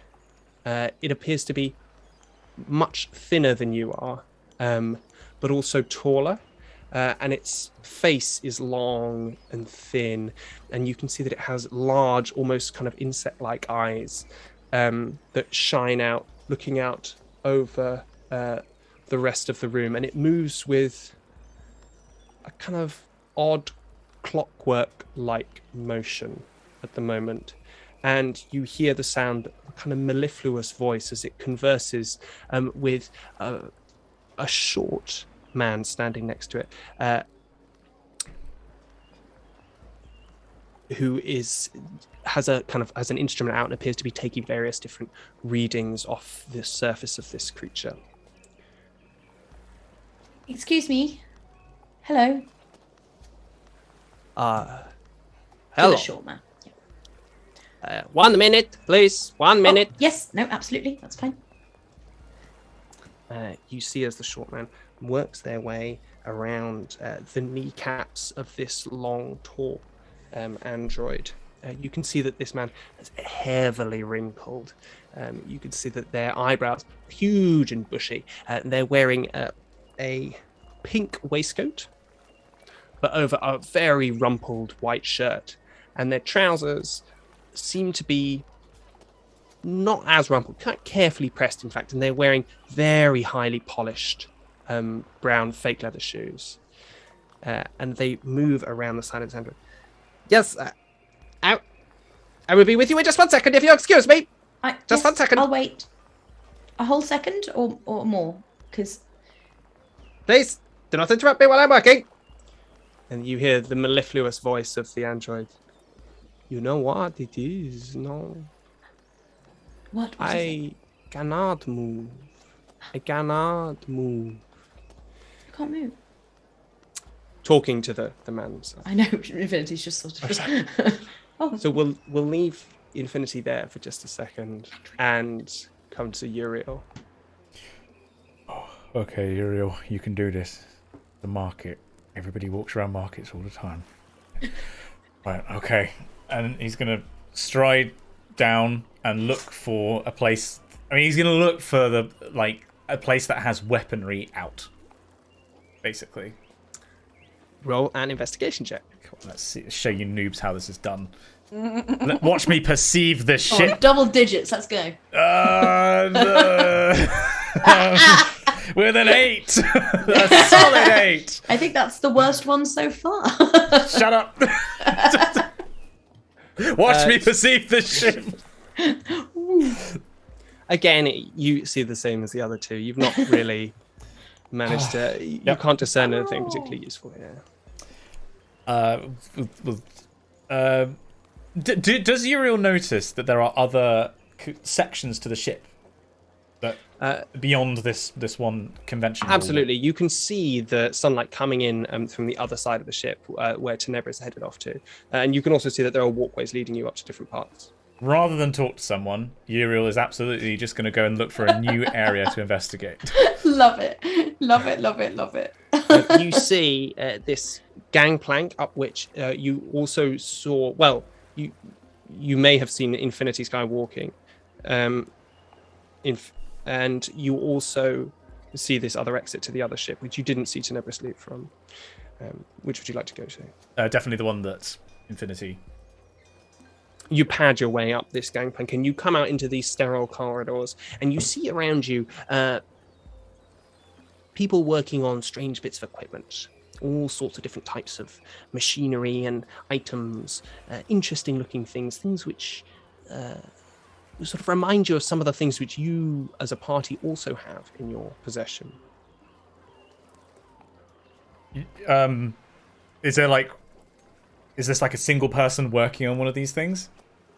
Yeah, so on either side, as you walk down this corridor, there are bays on either side where there are different people, lots of different people working on different kind of items.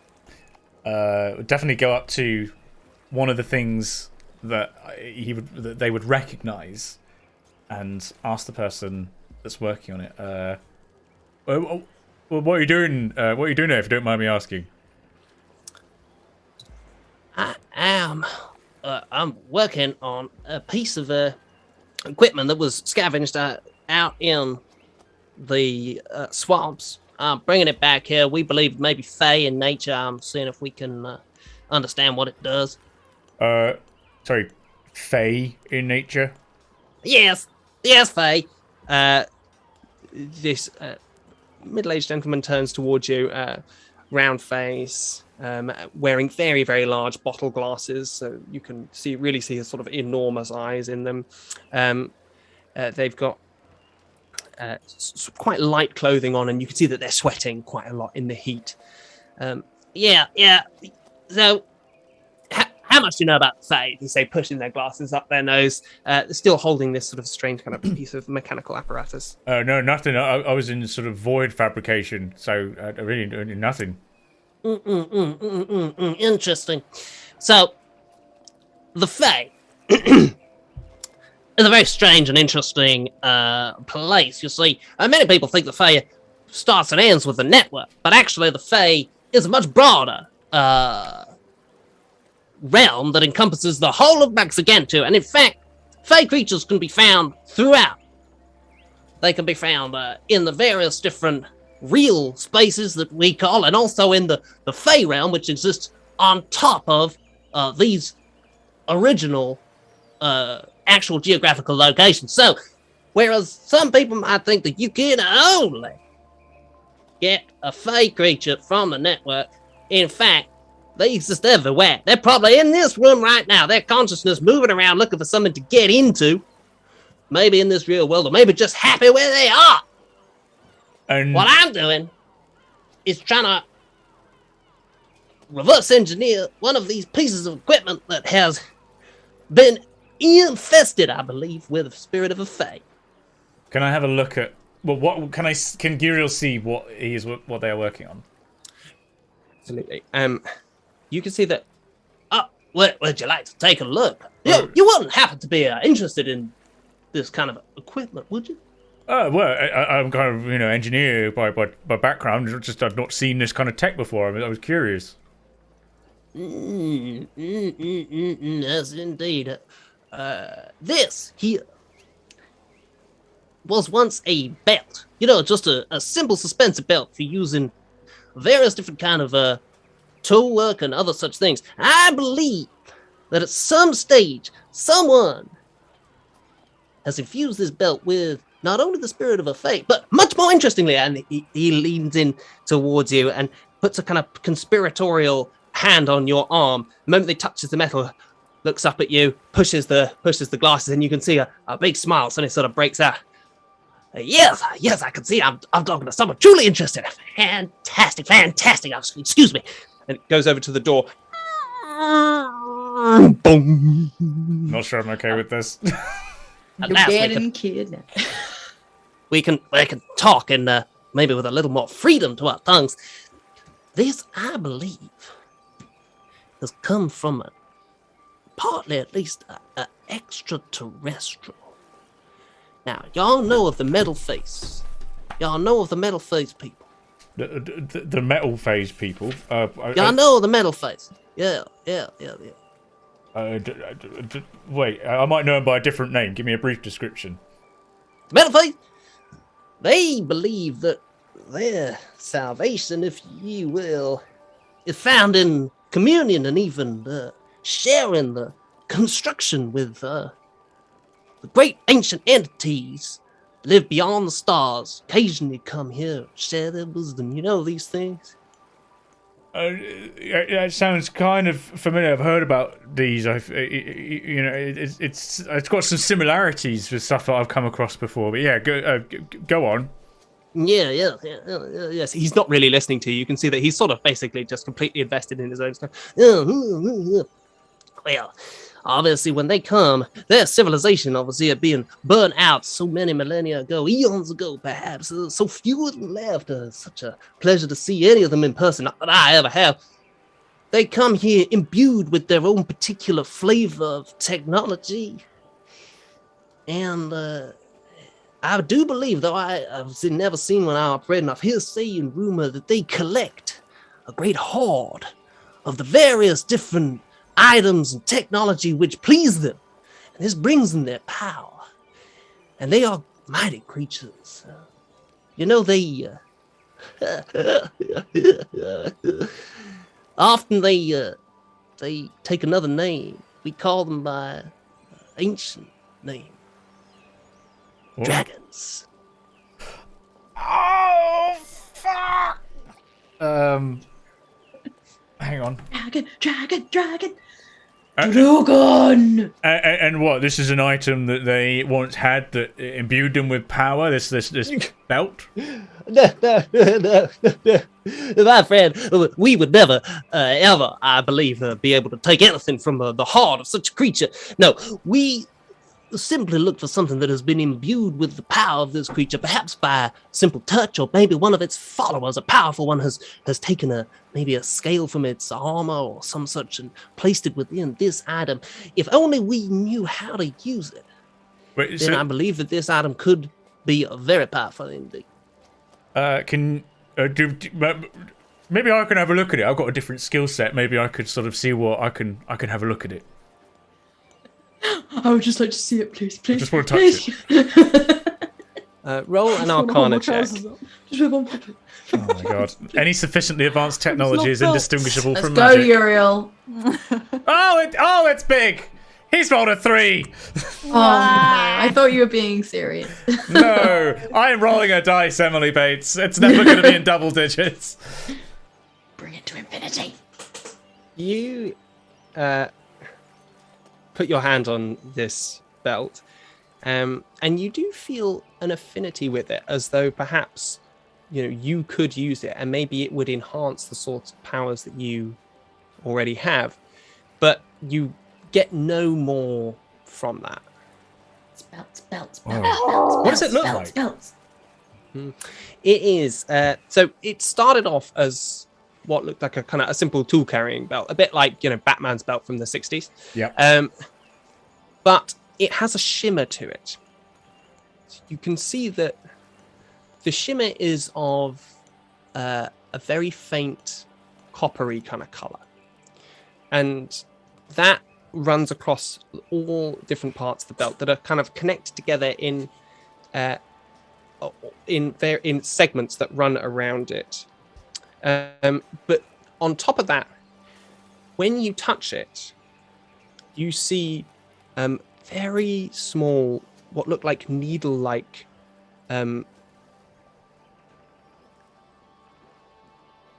appendages, not appendages, so it's what look like tiny needles spring out from within the belt, like, and roll an investigation check. Not gonna be able to take that one off. Come on, baby. Oh! Investigation. I investigated that to the tune of a synthetic 20. Let's go. You Belts, remember, you see the similarity between these as you look closer and closer at these tiny needles. You can see that they hold the same kind of connection port that you saw when Infinity connected with the network, as though they could connect to something within you. You're going in the internet, baby. I mean, this looks like I think I recognise bits of this. I mean, I'll be honest with you. I didn't come here looking for this, but I'm actually in the market for a new tool belt, and this is we're the same kind of people. We're into this tech. This looks like something I could use and also kind of learn something from. If you're willing to part with it, I'd love to buy this off of you. Oh, Horace, you knew this day would come. I might be willing to give this to the appropriate buyer, but I could go no less than 1,000 gold pieces. 1,000 gold pieces is it? Well, that's it's quite substantial. Let me think. Would you? He's gonna rummage around in his. Can't remember. Let me look at my own artwork. I think we decided you did have pockets. I think we do have pockets in there somewhere. It has pockets. Yeah, thanks. Pockets. Rummage around and find the one sapphire that he held back from when we bartered. Let's go. And I actually happened to come across this up in the mountains. Would this be something of interest to you? Oh, most interesting indeed. Takes it out, holds it in front of him. Why does everyone have one of those things? The standard issue, I think, if you're going to be working on something like this. Yeah, Why do I buy one of them? Holds it up to the light, takes it over to a strong fluorescent tube, turns up the brightness on the tube. It's almost blinding. Holding it, looking straight in, turns down the brightness, comes back to you, hands it back to you. It's it's cute. This ain't worth more than 50, 55. Liar. Get him, Uriel. We don't know. We don't know if that's true or not, but I doubt I hate it. How Right, so we're like he closed the door and we're in like a little compartment. No, don't. Yeah. God, Don't do that. he's not a teenager. Think of Infinity. Make Infinity happy. How frail does this guy look? You're real. This is a person who has devoted a lot of their life to the study of artifacts. You get the impression that they're certainly not a kind of physical specimen. In a fight, you think maybe you would have the upper hand.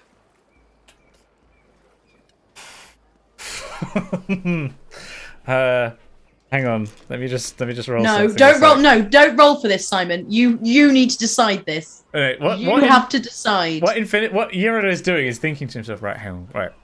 What would Infinity do in this situation? Roll. So as you're thinking about this and scanning him up and down, roll a perception check. Sure. Ooh, God. 2 decent rolls in a row. Oh, look at me. 18.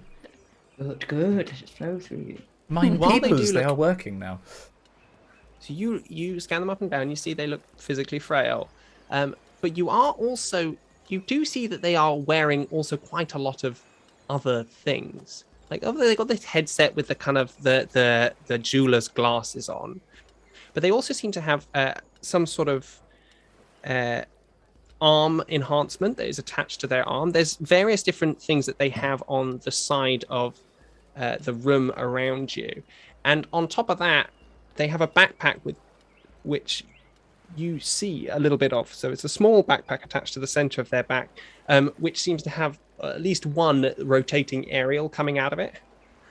And you get the sense that although they're physically not strong, there may be more to them that meets the eye. Well, I rolled for Infinity-inspired morality. And, well, in that case, I don't have that kind of, I just don't have those kind of funds, so I wouldn't want to take it from you. Do you know if anywhere else here is selling belts, by the way? You may have to do your own research on that. I'm afraid I can't be, your librarian. Oh no, of course not. It's something that well, if I had the gold, I'd love to take it off with you and pay you for it. Wouldn't just take it, obviously. That would be a bad thing to do. So yeah, I wish you all the best of luck with it. And if I find anything that sort of that comes from the metal face people, I'll come back and maybe we can have a look at it. Very well, thank you. Well, I hope to see you again. You exit, and we'll go back to Tenebris, coming up and sitting down opposite this young woman with her half mechanical side. What can I help you with? Hi. I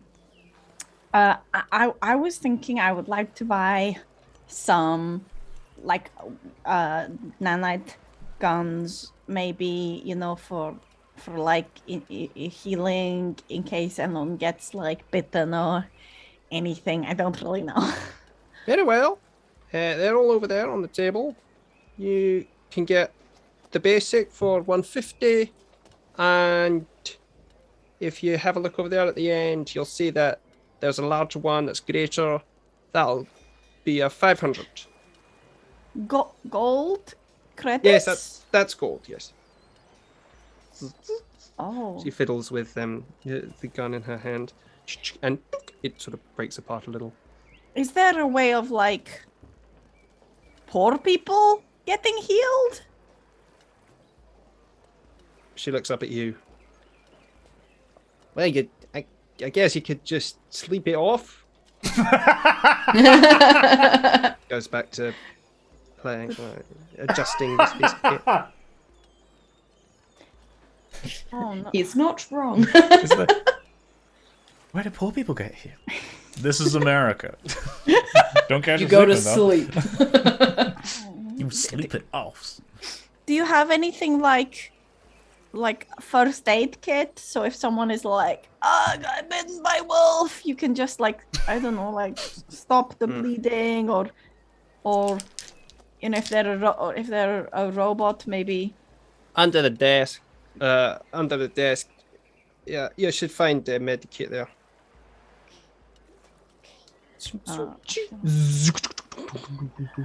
You see she's engaged a kind of magnetic field around her palm, which has separated out all the metallic components of this gun, which she's now engaged in examining. That'll be 50 gold for one of those. And do you need like instructions on how to work there? Like, is it easy? Like, oh, it's all written there. Yeah, it's straight. It's in, it's the instructions are pretty common. You should understand them. Can I have a look through it, please? Can I open a box and read and have a look and be like, what am I buying?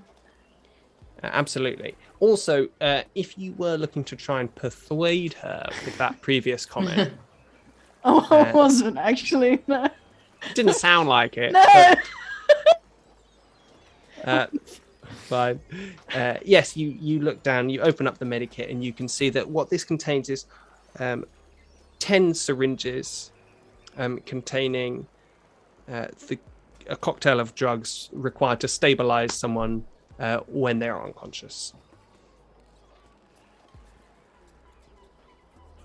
Okay, I will buy this. This seems important to buy. Why the fuck has everything got to cost money? It's really, really expensive. Welcome to the world right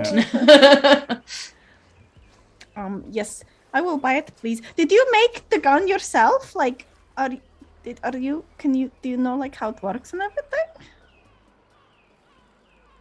I do make these, yes, and restore and repair them. That's really cool. Is it hard or? She flicks her eyes up at you for a second. Is it hard? Yes, it's hard. I sell these things for 150 gold pieces. Who do you think is going to buy them if they can make them themselves? Probably no one. You're probably very smart. Okay, I'm going to buy this now. Thank you. Here you go. Thank you. Where do I beep the beep? I have a thing to beep. Over there. You could do it on the wall there. I don't have that stuff on my person. Why not? That's my business, but you never know. Some people could use that against you. But you have your side there. They look up at you with a piercing gaze, very bright blue eyes. That's right, I do. What of it? My friend has an arm like that, and my other friend is like totally like that. But I guess that doesn't really count. Sorry. Yeah. Sorry. That's normal. Normal people look like this. Oh. I guess now you mention it. I'm not from here. Oh no. No, where I'm from, like some people, but not as much. Usually for like specific, like different things. Not so much like that. Well, you are interesting looking, I'll give it that. Perhaps you're not familiar with people like myself. Well, suffice to say, I wouldn't have chosen this, but now it's me. I'm happy to live with it. Why didn't you choose it? You don't choose when an industrial saw breaks off from its holding compound and zings along the floor of the workshop, do you? Oh, you put an arm on because there wasn't an arm. That's cool. That's okay. That's interesting. Yeah, not to worry. And for a second, you see that her face just softens for a moment. You can see the corners of her mouth just rise up ever so slightly. I'm having you on, Yes, it was an industrial saw, but it was my own stupid fault I got in the way of it. Anyway, look, you're welcome to it. Oh, I'll beep the, and I beep the thing. Thank you kindly. She reaches out to shake your hand with her biological hand. Very kind. Thank you very much. It was nice to meet you. Thank you for selling me this box. And you make your way out of the room, and Infinity. She's so cool. She's so cool. She does not want to be my friend. It's fine. Sorry, carry on. You ran away from the one who wanted to be your friend. Oh yeah. Infinity, you find yourself up in watching this tall, slender android, and at last the small figure who's been working all the way around it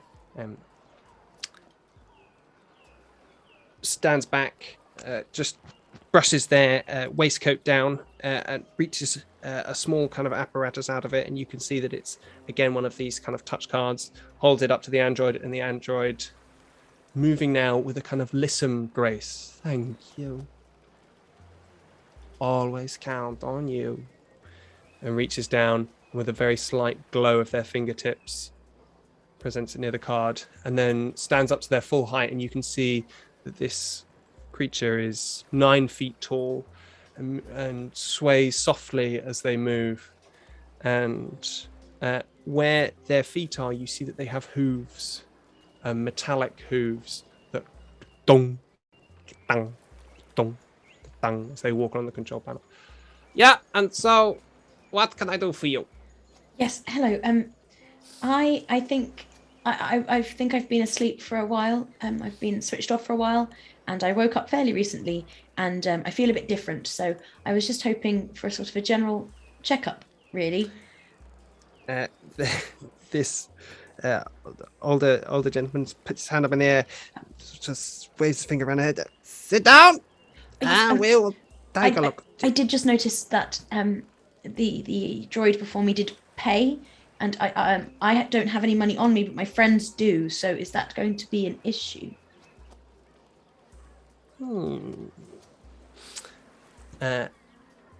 They take a closer look at you. You can see them examining you, looking you from the other side. I turn my head a bit. Lift up an arm. Like, is this helpful?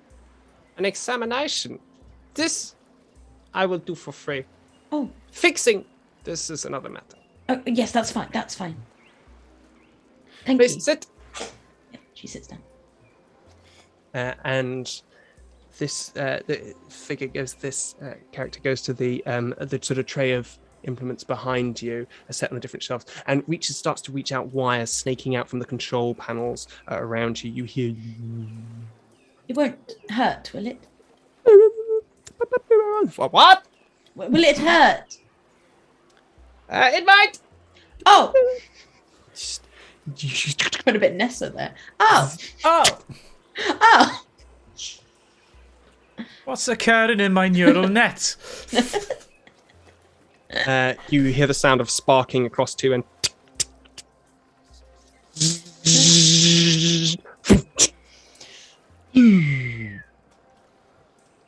blackness.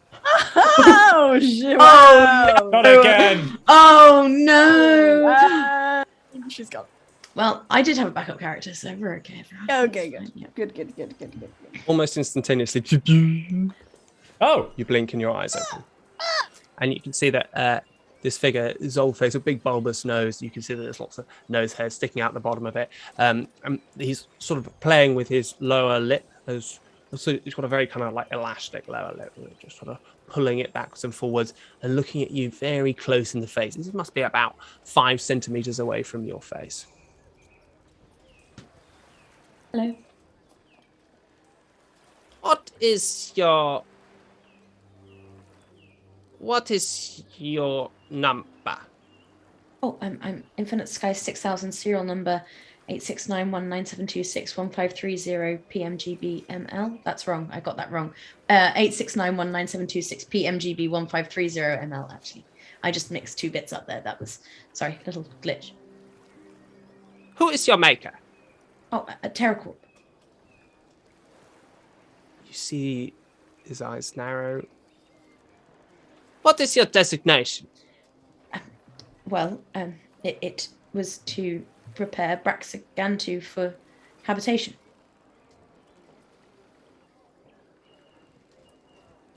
I think I've been asleep for a while. This was my next question. When were you made? Ooh, Ali, do I know? I do, don't I? Hang on. Well, I will tell you as soon as I look through my memory banks. Here's episode 1. I moved my thing. Sorry. Ali, do you have it to hand? They're really raising the tension here, Bates. I know. Because she does know the year, but session 1. Haha. No. 278C, is that right? That's what I have written down. That's this year. That's the shit. It's in my backstory somewhere. Where the fuck is So, you were made in 9907 P. Okay, but I believe you. So 9907. I was made in 9907P. I'm afraid I don't know how that relates to the current year. 9907.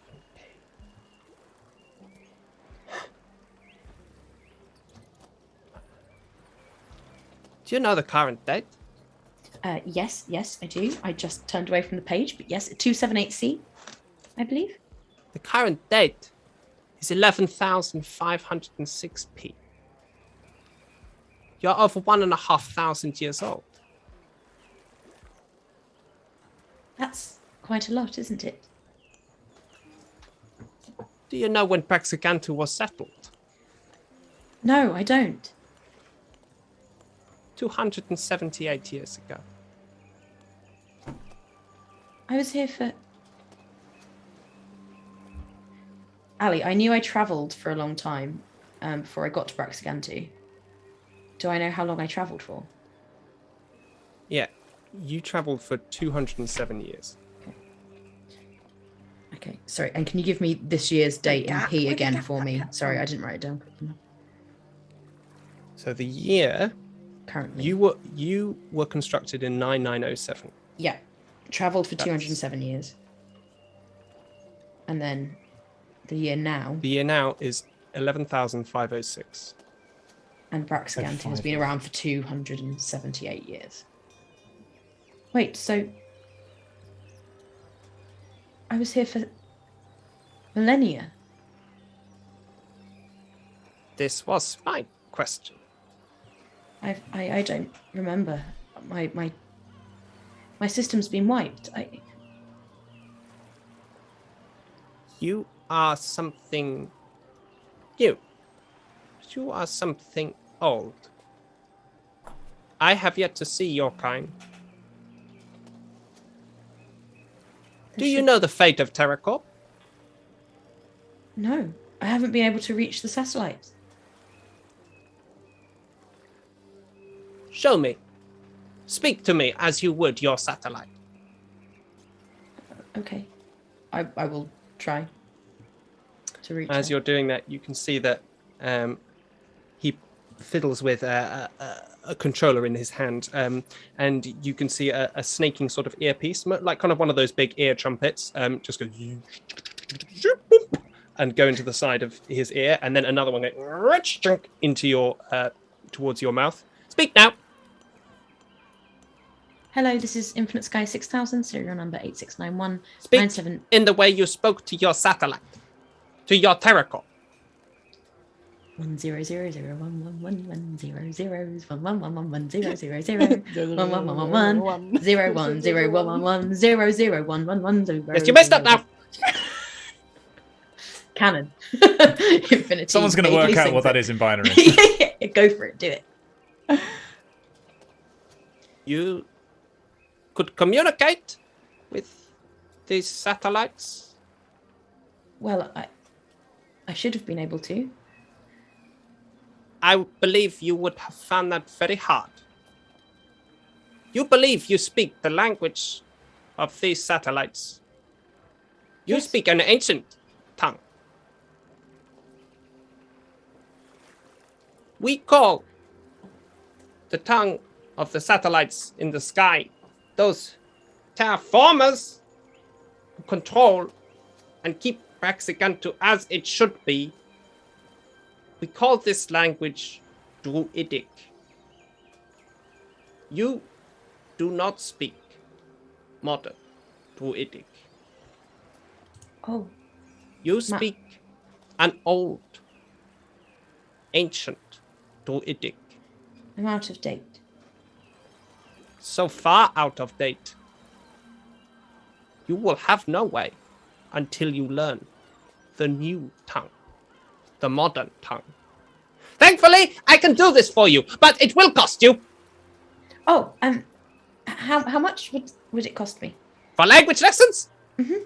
I joke, of course. It will be simply the cost of the hard drive with the information therein.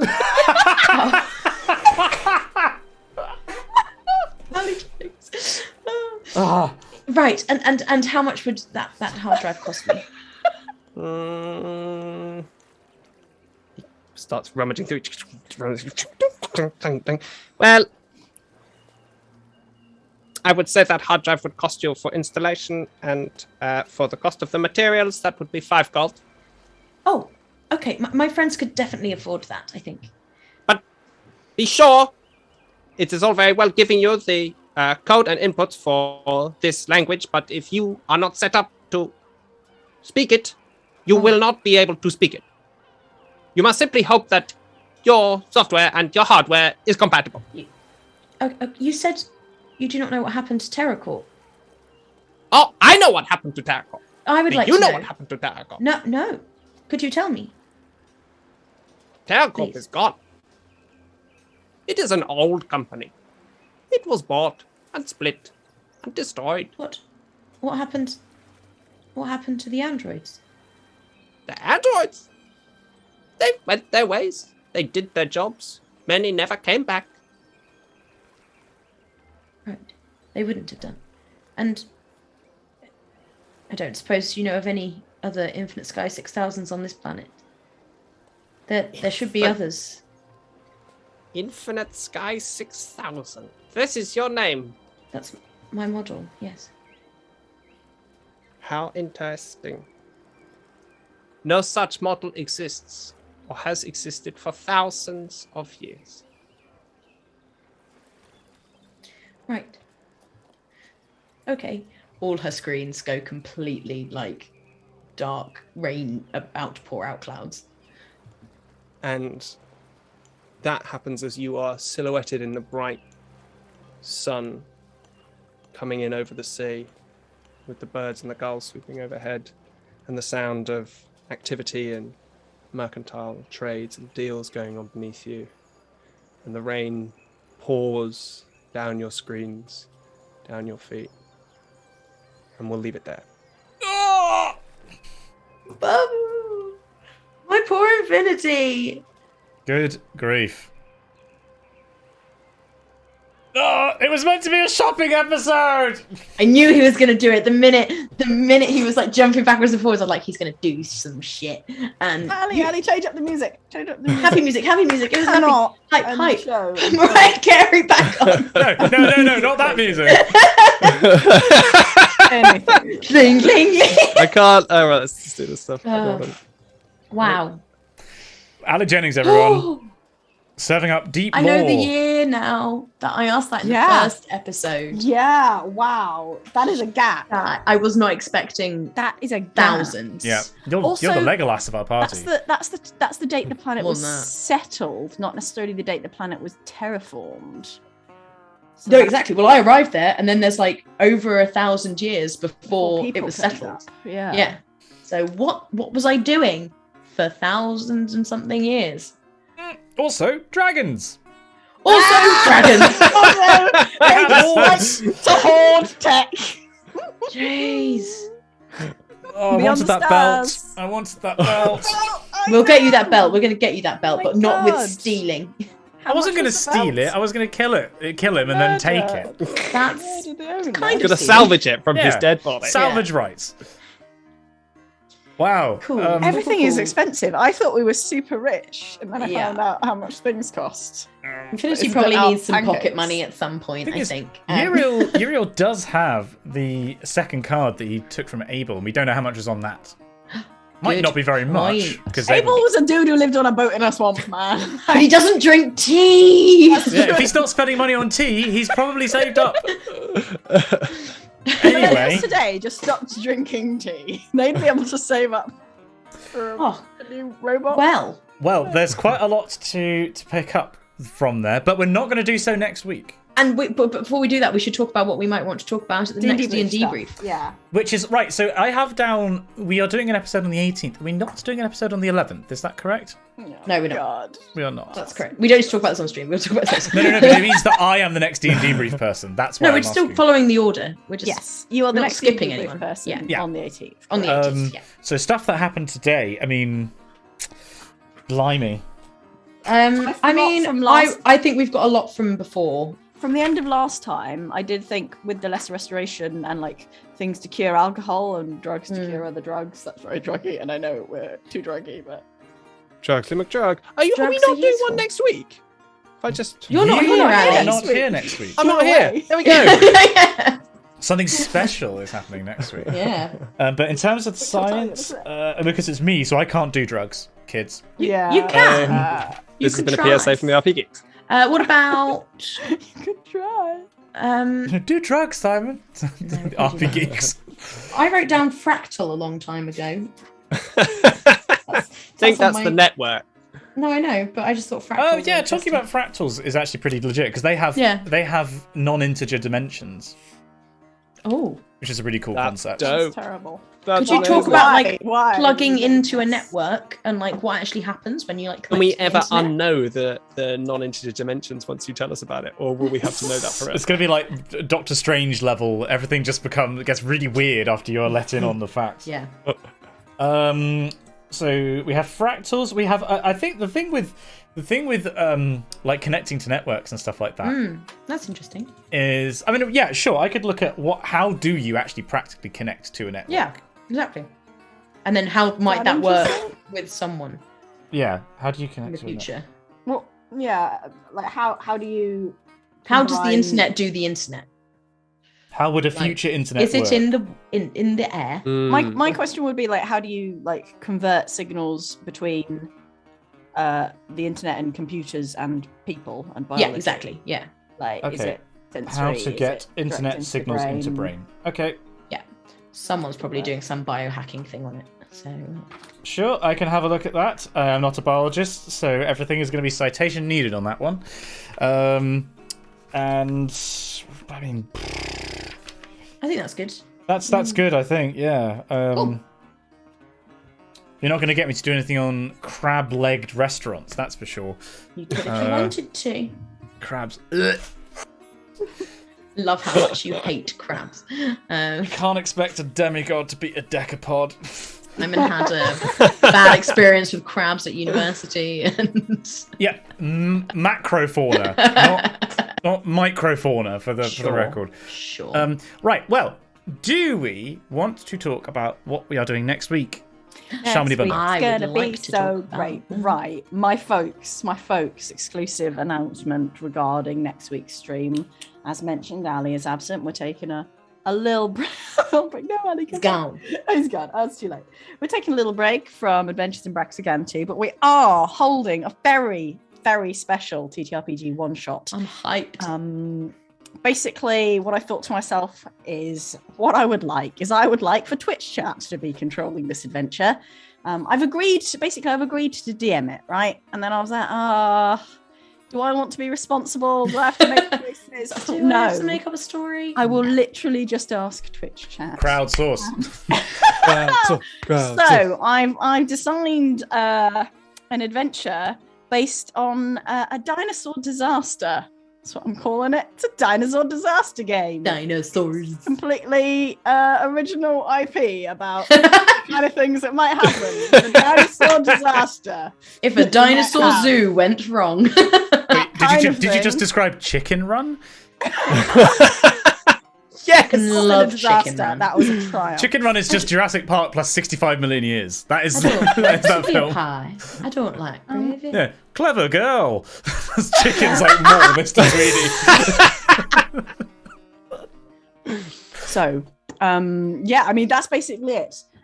We have, instead of Ali, we're upgrading to a very special Side grading. We're making a Bit of that. We're Get that new model in. Yeah. We're side grading. We've got our friend Dagmar from over at Science and Sorcery Side grade. coming on. Yeah, I mean, basically that's it. I'm running the game. I will be pausing the carefully structured adventure at key points to ask chat for suggestions as to what happens next within a sort of vaguely limited. And It's going to be fucking chaos. we're not making characters either, aren't we? Twitch No, are the making chat- our characters. Oh Which my are gonna god. Oh my make god, your what? I didn't know that what, bit. What I'm going to say is,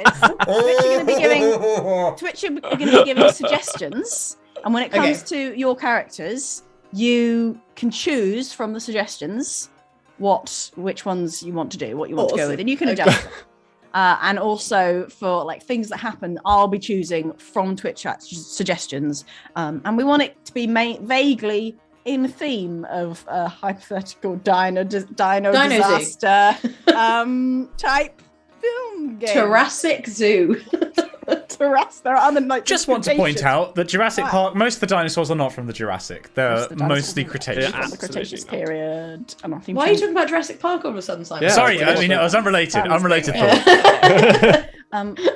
Please join us. I'll be like spamming social with it. But let's try and get lots of people watching it live. It's entirely independent from the main campaign. And let's get lots of good ideas going. Or is it? It could be canon. Same universe. He's trying to make everything canon now. It's a huge Everything will be prequel. canon. It's millions of Honey years Heist in canon. the previous. Yeah. Silurian Park.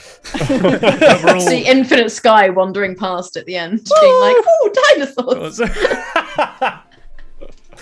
Well, that's next week, and then it is. I should specify. Sorry for those of you watching on catch up. Next week, Oh, yes. in the case that we're recording this, is Wednesday, the 4th of May, 2022. Yes, It's after that Huh? date. All right. that's when we're the doing it. That's Yeah. the date we're doing it. If it's after that, Yeah. it might be on It may Twitch have- somewhere. It might be on Twitch somewhere. And the but next- it's not going to go on YouTube or the podcast because it's intended for Yeah. It's only live. and the next full episode of this campaign is on the 18th of May.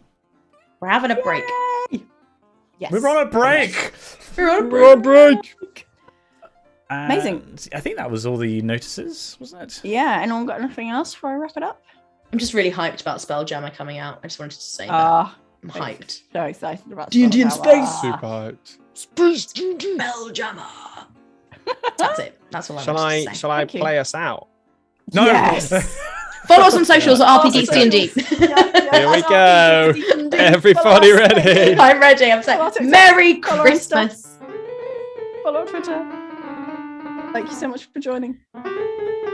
You're all amazing. We love you so You're much. amazing. We love you. Bye.